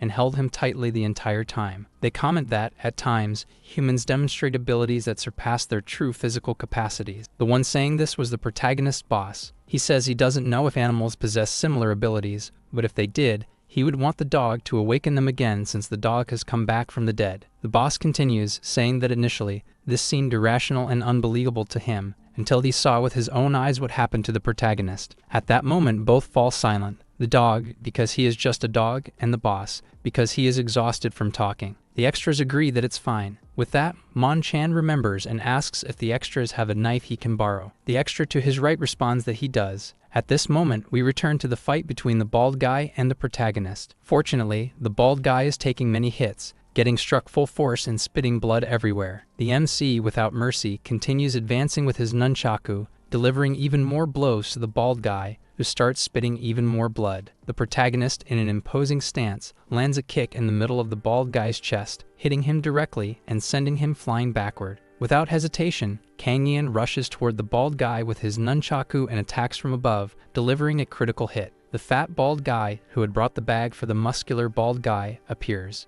The protagonist, exhausted from the battle with the bald guy, starts feeling drained. Noticing this, the fat bald guy quickly realizes that the protagonist is very tired. The fat bald guy then pulls a box cutter from his pocket and charges toward Kang Yin, saying this is the perfect opportunity for him, and that if he manages to take him down, he will impress everyone else. Then he tells the protagonist to stay still. However, the protagonist simply spins his nunchaku and strikes the fat bald guy, sending him tumbling down the stairs. The protagonist drops the nunchaku to the ground and starts breathing heavily from exhaustion. Looking up, the protagonist thinks that he can't relax, as this is only the beginning. Then he begins moving toward the door. He picks up his crowbar again and starts climbing the stairs. When he opens the door to finally leave, he notices someone standing there, looking at him. Mon-chan was waiting for the protagonist and asks if the bald guy was really defeated. The protagonist remains silent. As he steps outside, the protagonist drops the bag and calls Mon-chan by name. In response, Mon-chan comments that the last time he saw the protagonist, he was just a wreck. Without hesitation, the protagonist asks if Mon-chan was waiting alone. Mon-chan, in a carefree tone, says that he wants the protagonist to give up and surrender without trying anything foolish. Adjusting his hood, the protagonist replies that it's good to find him alone. With a smirk, Mon-chan apologizes, revealing that he wasn't just waiting for the protagonist to surrender. He says that, in fact, he was waiting for the right moment to act. These words leave the protagonist in shock. Suddenly, figures appear on the rooftop, jumping toward him with nets. Watching the scene unfold, Mon-chan adds, "I'm not the type who likes to try too hard." The extras, excited about capturing the protagonist, inform Mon-chan that they got him. Mon-chan then grabs the radio and informs the gang leader that they have captured the protagonist. He asks what to do next. Meanwhile, the extras order the protagonist to stay put. Now trapped in the net, the protagonist thinks that he can't stay like this and that, if possible, he must at least take down one person before they restrain him completely. As Mon-chan comments on how much trouble the protagonist caused him, one of the extras suddenly screams in pain after being struck. Seeing this, Mon-chan quickly moves behind the protagonist, telling him to wait. Then he turns to the front, grabs the protagonist by the neck, and suplexes him again. The protagonist crashes to the ground, screaming in pain from the brutal impact. Still speaking into the radio with the gang leader,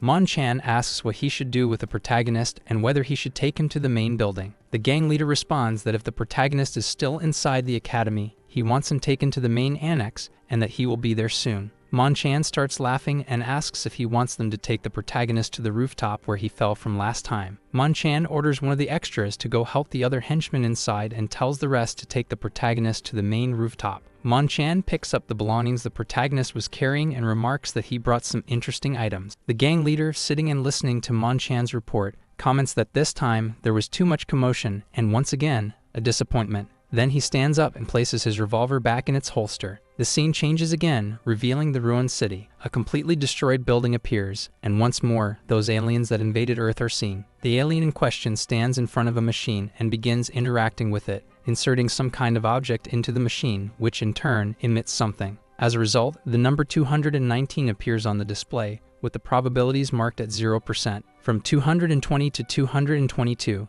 everything is also at 0%. Thus, the alien starts speaking again, stating that all objects so far show a 0% probability that the data has been sent and that it is now searching for 223. At that moment, it is shown that a signal has been received from a previously observed object. The observed object is number 19, whose probability has increased to 0.43 over time. The suited extra and the protagonist's girlfriend observe some guys carrying a person. They begin commenting that it really looks like the protagonist. The protagonist's girlfriend says that maybe it is him. They watch as the unconscious protagonist is trapped in a net. Then the protagonist's girlfriend declares that Kang Yeon is there. The suited extra grabs the protagonist's girlfriend and asks her to wait. She then says that if it's the counter, they can fight. But he asks her once again to wait and just watch what is about to happen. Mon-chan, speaking to the extras, says that they are going up and instructs no one to pass through there. Another extra asks for help as he is struggling to carry the protagonist alone to the rooftop. Then the suited extra warns that the first floor of this building functions as a checkpoint. The protagonist's girlfriend responds that it doesn't matter how many people are there. The problem isn't the quantity, it's the fact that they are taking the protagonist. The protagonist's girlfriend starts crying, saying that he was in a coma all this time in the hospital, and that the suited extra is their childhood friend, so he should be helping him. The suited extra tells her to calm down because they can't act recklessly now. The risk of being caught would be too high. He says that he is losing his mind over all of this and no longer knows what's happening, and that this situation could spiral into something completely insane. Then, the suited extra hears a noise coming from behind. He turns around and sees that it's the messenger. The messenger then asks if the person being taken is the protagonist. He says that a long time ago he was used, and that he believes all this suffering was caused because of that. Then the messenger says that he needs to do something. He must act. He must go inside. But he is sweating in fear. Mon-chan orders the extras to put the protagonist on the ground and untie him. Mon-chan instructs one of the extras to stay behind and watch him, and for another to go downstairs to stand guard. He requests to be notified as soon as the gang leader arrives. Mon-chan is already waiting for him upstairs. Mon-chan hears a noise coming from where the protagonist is. He then looks over and asks what is happening, and also questions if the protagonist has woken up from his sleep. The protagonist, with a menacing look, stares at Mon-chan. He asks if the gang leader is coming to that place. Mon-chan, at a loss for words, doesn't believe what the protagonist is saying. Then suddenly, he realizes something and begins speaking, saying that the protagonist faked his own unconsciousness, and asks what the hell he is thinking, since he made the extras carry him there on purpose,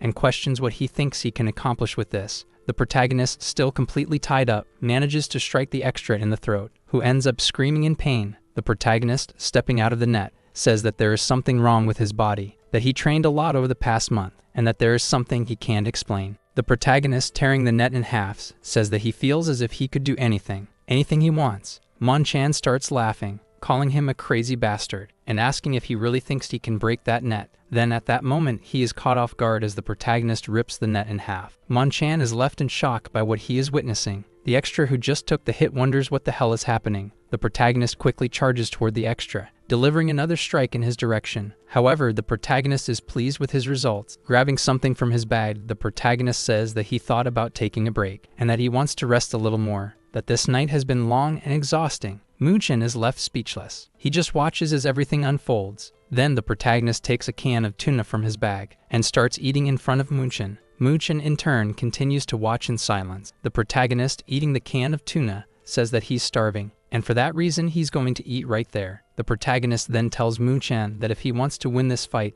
he'll need to follow a plan, and his plan is to take Moon-chan out of the picture as soon as possible. The protagonist says he can hear over the radio that the gang leader is just a few minutes away from the school. The protagonist's words make Moon-chan start laughing, and he says that it's been a long time. Moon-chan puts his hand to his face, asking how the protagonist can be so foolish as to think he's powerful just because he managed to break that net. Then Moon-chan gets serious and asks if the protagonist really thinks he can stay calm after hearing that. He tells him to remember who he's talking to. The protagonist, still eating, makes a disgusted face upon hearing what Moon-chan just said, and comments that it's funny to see someone saying, "Do you remember who I am?" Moon-chan then charges at the protagonist, running straight toward him. The protagonist throws his can of tuna to the ground. With that, Moon-chan throws a punch, but he misses the protagonist. However, the protagonist dodges and manages to land a kick on Moon-chan. The protagonist then wipes his fingers and asks if Moon-chan could at least give him a minute to finish eating. Moon-chan gets angry and says, "This guy." Then Moon-chan grabs the crowbar the protagonist was using and rushes toward him. The protagonist simply grabs the crowbar with his hand, and Moon-chan wonders how that's even possible. With that, the protagonist ends up headbutting him. The protagonist thanks Moon-chan for returning his crowbar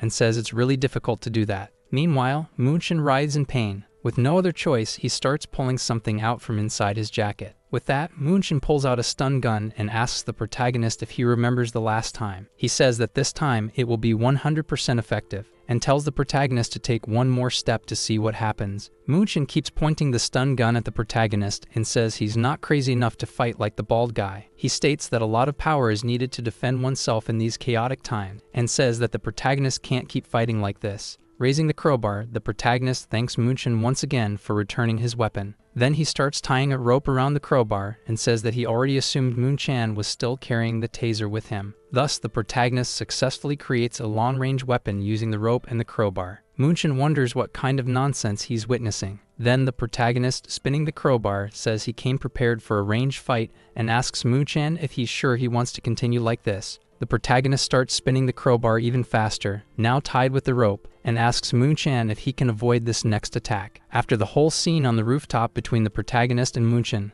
the scene changes to a messenger bringing water to the extras. The messenger asks the extras if there's anyone up there and says he will take water to the people on the top. Without thinking much, one of the extras responds that there is and tells him to go. And so he does. The messenger climbs the stairs, carrying boxes of water, while wondering if the person up there could really be the protagonist who woke up from a coma. With that, we return to the scene where the protagonist is spinning the crowbar toward Moon-chan. This time, he throws the crowbar, but the attack hits the ground. Seeing this, Moon-chan makes a worried face about what's happening while the hero speaks to him. The protagonist then asks Moon-chan exactly how much distance he needs, and also questions if he can afford to take a wrong step. Then, spinning the crowbar even faster, the protagonist asks Moon-chan where his confidence went and why he isn't advancing against him. While holding the taser, Moon-chan realizes that the crowbar is coming straight at him, and unable to react in time, he ends up getting hit directly on the forehead. Therefore, Moon-chan becomes angry about this. Then, the protagonist says that Moon-chan was able to predict the movement at the last second of the attack. Moon-chan starts laughing, saying that he is surprised Kang is using this kind of trick, and asks if he enjoys playing around with things like this. With blood running down his forehead,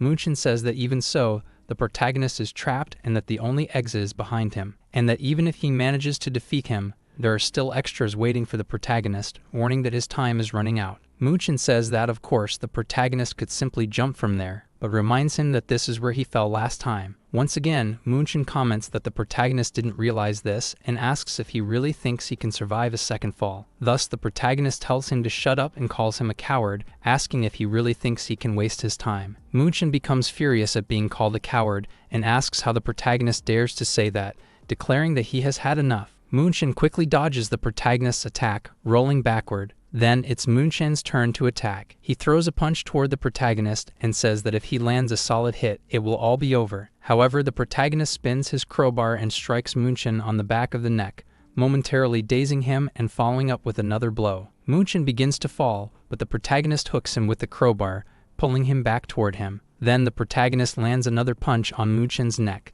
sending him crashing to the ground. As the protagonist walks toward him, he says he is still waiting for the punch Moon-chan promised while Moon-chan groans in pain on the ground. Still wincing in pain, Moon-chan grabs a chair and charges at the hero, cursing him again. However, the protagonist uses his crowbar to strike the chair, hitting Moon-chan as well. Once again, the protagonist delivers another kick to Moon-chan, who ends up collapsing to the ground, groaning even more in pain. The protagonist then says that Moon-chan has also trained and that he is not the type to fall easily, but it's time to put him to sleep. With no other options, Moon-chan starts saying that he will cooperate with Kang Yeon and insists that he had nothing to do with his fall that time. Moon-chan declares that he accepts defeat, admits that the protagonist is stronger than him, and says that from now on he will work for him, awaiting his orders as the new boss. However, in his thoughts, Moon-chan is already planning to hand him over to the gang leader. The protagonist then says that he doesn't need someone like him, leaving Moon-chan completely stunned and afraid. The protagonist steps closer, prepares his weapon, and says that he would never need someone like him. Moon-chan, with no way out and terrified, calls the protagonist a bastard. At that moment, the messenger, who is carrying water upstairs, is stopped by an extra who asks where he is going. The messenger asks if the extra is talking to him and says that he is bringing water for the others. The extra replies that if he had known, he would have waited for the messenger, since he had to fetch his own bottle. With that, the messenger falls silent, and the extra tells him to go ahead and take the water to the others. Then, the messenger apologizes and says that he heard a loud noise and thought everyone needed more water. That's why he decided to bring more and mentions that he already handed some out to the guys downstairs. The extra then comments that now that he thinks about it, they could use it to wake him up as well. The messenger is speechless. Then he asks what the extra means by wake him up and questions whether Kang Yeon, the protagonist, is unconscious. The extra confirms it and calls the messenger an idiot for being there alone. However, the extra realizes that the messenger was lying, questioning how he knows what's happening and reminding him that he used to be friends with the MC. The messenger is shocked as he realizes he has been found out. Kang Yeon runs toward him and says that time is running out, while Moon-chan, in turn, asks him to wait. Suddenly, another extra appears, saying that the messenger was a friend of Kang Yeon and that he was acting very suspicious by trying to go up there. That's when the extra notices that the protagonist is standing, fighting against Moon-chan. The extra asks Moon-chan what happened to him. Then the protagonist asks the same question to the messenger, who responds that his name is Yi Yeon. The messenger is happy, saying that the hero has woken up from his coma, and thank God, he's okay. With that, Moon-chan charges at the messenger, slamming his head into the ground and punching him so hard that his glasses shatter. Holding the messenger hostage, Moon-chan warns that if the protagonist moves, he will break all the messenger's bones. Starting with his arm, he orders the protagonist not to do anything reckless. With no way out, the protagonist stays silent and only mutters. Moon-chan starts laughing, saying that it was the messenger who brought the MC to them in the first place, and orders the protagonist to drop the crowbar and kick it over. Once again, with no options, the protagonist begins untying the crowbar and kicks it toward Moon-chan, who quickly pulls out his pistol and says that now it's his turn. The protagonist starts thinking that there's no way to avoid Moon-chan's attack. Thus, Kang gets hit by an extremely high-voltage shock, rendering him unconscious for a few seconds. Moon-chan, now unleashing a series of punches and kicks on the protagonist, asks how he dares to humiliate him and tells him to go to hell. Then, the gang leader appears, asking what the hell is going on, and if Moon-chan wasn't supposed to have subdued the protagonist. Moon-chan looks back, saying that it's good the gang leader has arrived and apologizes, asking for one more minute to finish off the protagonist. So Moon-chan grabs the protagonist by the hair, ordering him to stand up, and punches him in the stomach, calling him a bastard. Then, the blonde gang leader tells Moon-chan to calm down, saying that he needs to ask the protagonist something. Moon-chan replies that he just needs another minute, asking again for more time. He then starts taunting the protagonist, asking why he doesn't just turn around already, questioning if he wants to fall again, and whether it brings back any memories. The protagonist then ties the rope around Moon-chan's arm and says no, not this time. He won't need to be pushed. This time, he will be the one doing the pushing. Everyone is stunned by what they just heard, especially Moon-chan, who ends up being thrown off the building along with the protagonist. However, the scene isn't shown, as the perspective shifts once again to the surrounding area, now in complete chaos. The moon shines brightly, illuminating the ruins of the city. A machine appears in the sky, flying at high speed towards something. Wherever it passes, destruction follows. Then it finally seems to be approaching its target. It moves past a few buildings until it finally lands on another. The machine stops at the location, observing Object 2713, stating that it has not fed for 52 hours and that the current version of the human is weak. With that, the person standing in front of it responds that they would rather be left alone and do not require any rare substances. The machine continues speaking to the person in front of it, stating that the probability has increased among the other observation subjects and requesting cooperation. The person facing the machine responds that they do not care about anything it is saying and tells it to find someone else, ordering it to leave them alone. After the conversation between the alien and the experimental subject, we return to the protagonist's scene. The protagonist then throws himself off the building, using all his strength to drag Moon-chan down with him. Moon-chan, in turn, curses the MC, causing the protagonist to glare at him, completely worn out. Then Moon-chan curses him again, saying that he's finished and can't withstand any more force. As he speaks, Moon-chan also starts losing his strength, making him begin to fall from the building as well. However, the one who saves Moon-chan is the leader of the school gang. Thus, the only person who falls from the building is the protagonist. The gang leader simply watches from above as the protagonist lies motionless on the ground. The school's surroundings are shown, while a person groans in pain. That person is the protagonist. Slowly, the protagonist drags himself toward his bag, still groaning in pain. He sits beside the bag, seemingly searching for something. He starts coughing, completely exhausted, and so he begins climbing the school again, scaling walls and barriers once more. Apparently, he has arrived at his destination as he opens a nearby window and begins to climb inside. He passes through a hall that closely resembles an auditorium. As he walks, he continues murmuring in pain and exhaustion. With that, the surroundings of the school are shown at night. Once again, the surroundings of the school are displayed. However, this time it is still morning, while someone calls for the extras, cursing them and saying they are waiting for them. Monchin, the bald guy, and the red-haired guy are talking.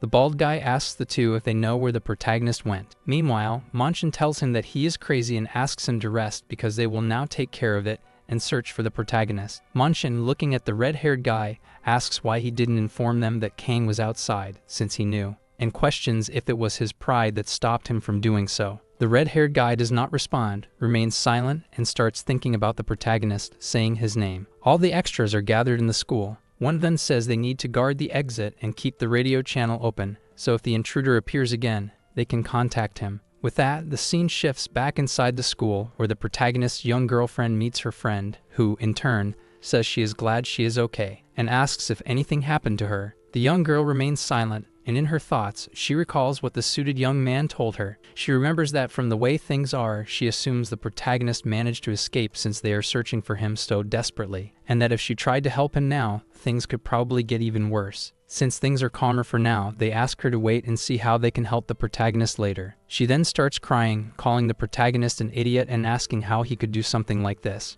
Once again, the surroundings of the school are shown, this time revealing a massive destroyed warehouse. The protagonist is lying between rows of chairs, murmuring in pain once more. He is asleep, yet he continues to murmur in pain. In the protagonist's dream, he remembers the young girl from when they were children, as she tells him he needs to return the toys, and asks him to do it quickly. Still in his dream, the protagonist remembers the time he trained with her and how she helped him. She tells him to stand up, spread his legs a bit more, and insists that if he doesn't work hard, her uncle will be disappointed in her. Still dreaming, the hero is tormented by two boys. One of them says he heard that Kang started training and says he wants to test him, while the other supports his friend's idea. As one of the extras punches the protagonist, he claims to have the third fastest punch in England, and asks if the protagonist can see how fast his punch is. As the extras talk, the one hitting the protagonist gets smacked in the face with a backpack, leaving the other extra in shock. The young Rin appears at the scene and starts punching the boy who was hitting Kang Yin. She demands that he show his so-called fast punch. The protagonist then asks Rin what will happen if those two come back with more friends. She responds that it's fine because she hit them hard enough that they won't try something that stupid again, though she can't say she doesn't feel ashamed of hitting such weaklings. Then she starts pinching him and asks why he always lets these people beat him up. He replies that his father and uncle told him not to fight anyone outside the academy because he could kill them. She says that's nonsense.